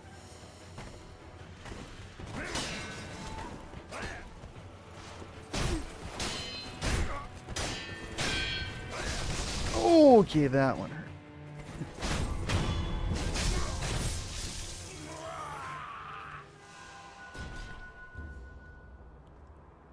So if there's a way for me to cut the string.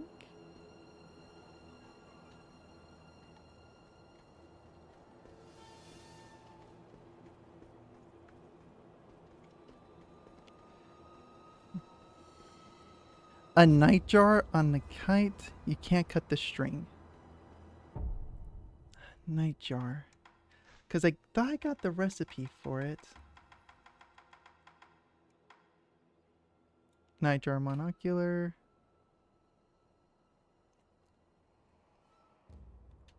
But you can deflect. Okay, good. Good to know.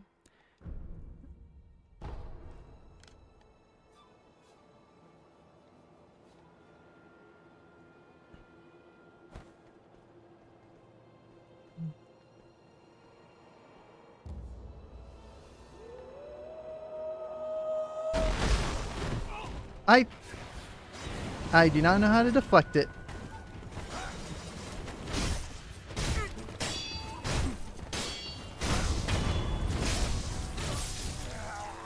But I'll still kill him.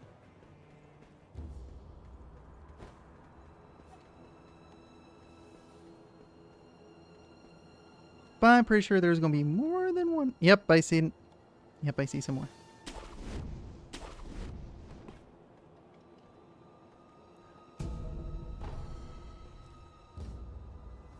Takes practice, okay.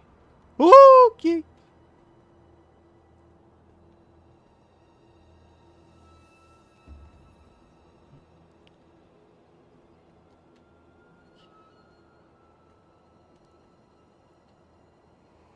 Okay. Yeah, there's like 3 of them.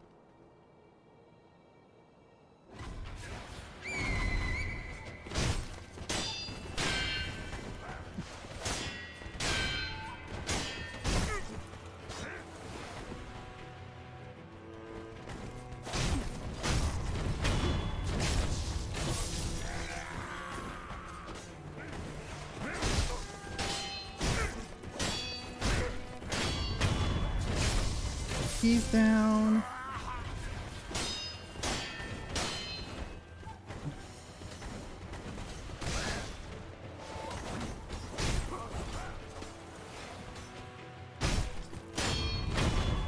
Oh, good criminy. I do not like him. Ooh! Okay, still on the kite.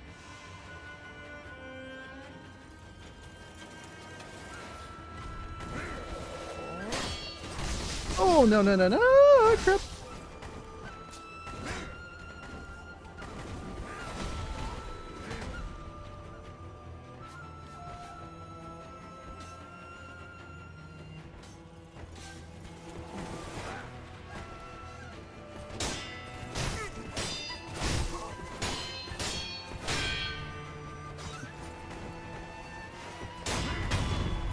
Okay.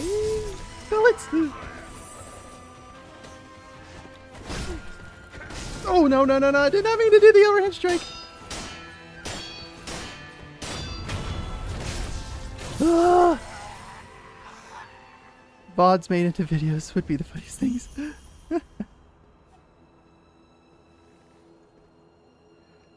Okay.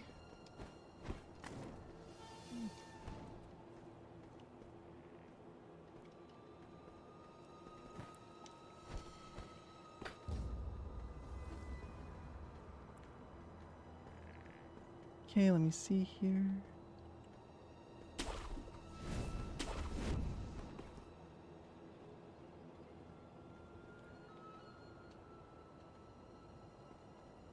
Because I am assuming I need to go around that way.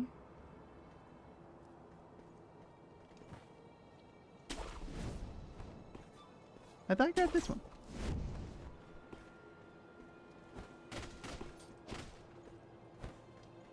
Huh.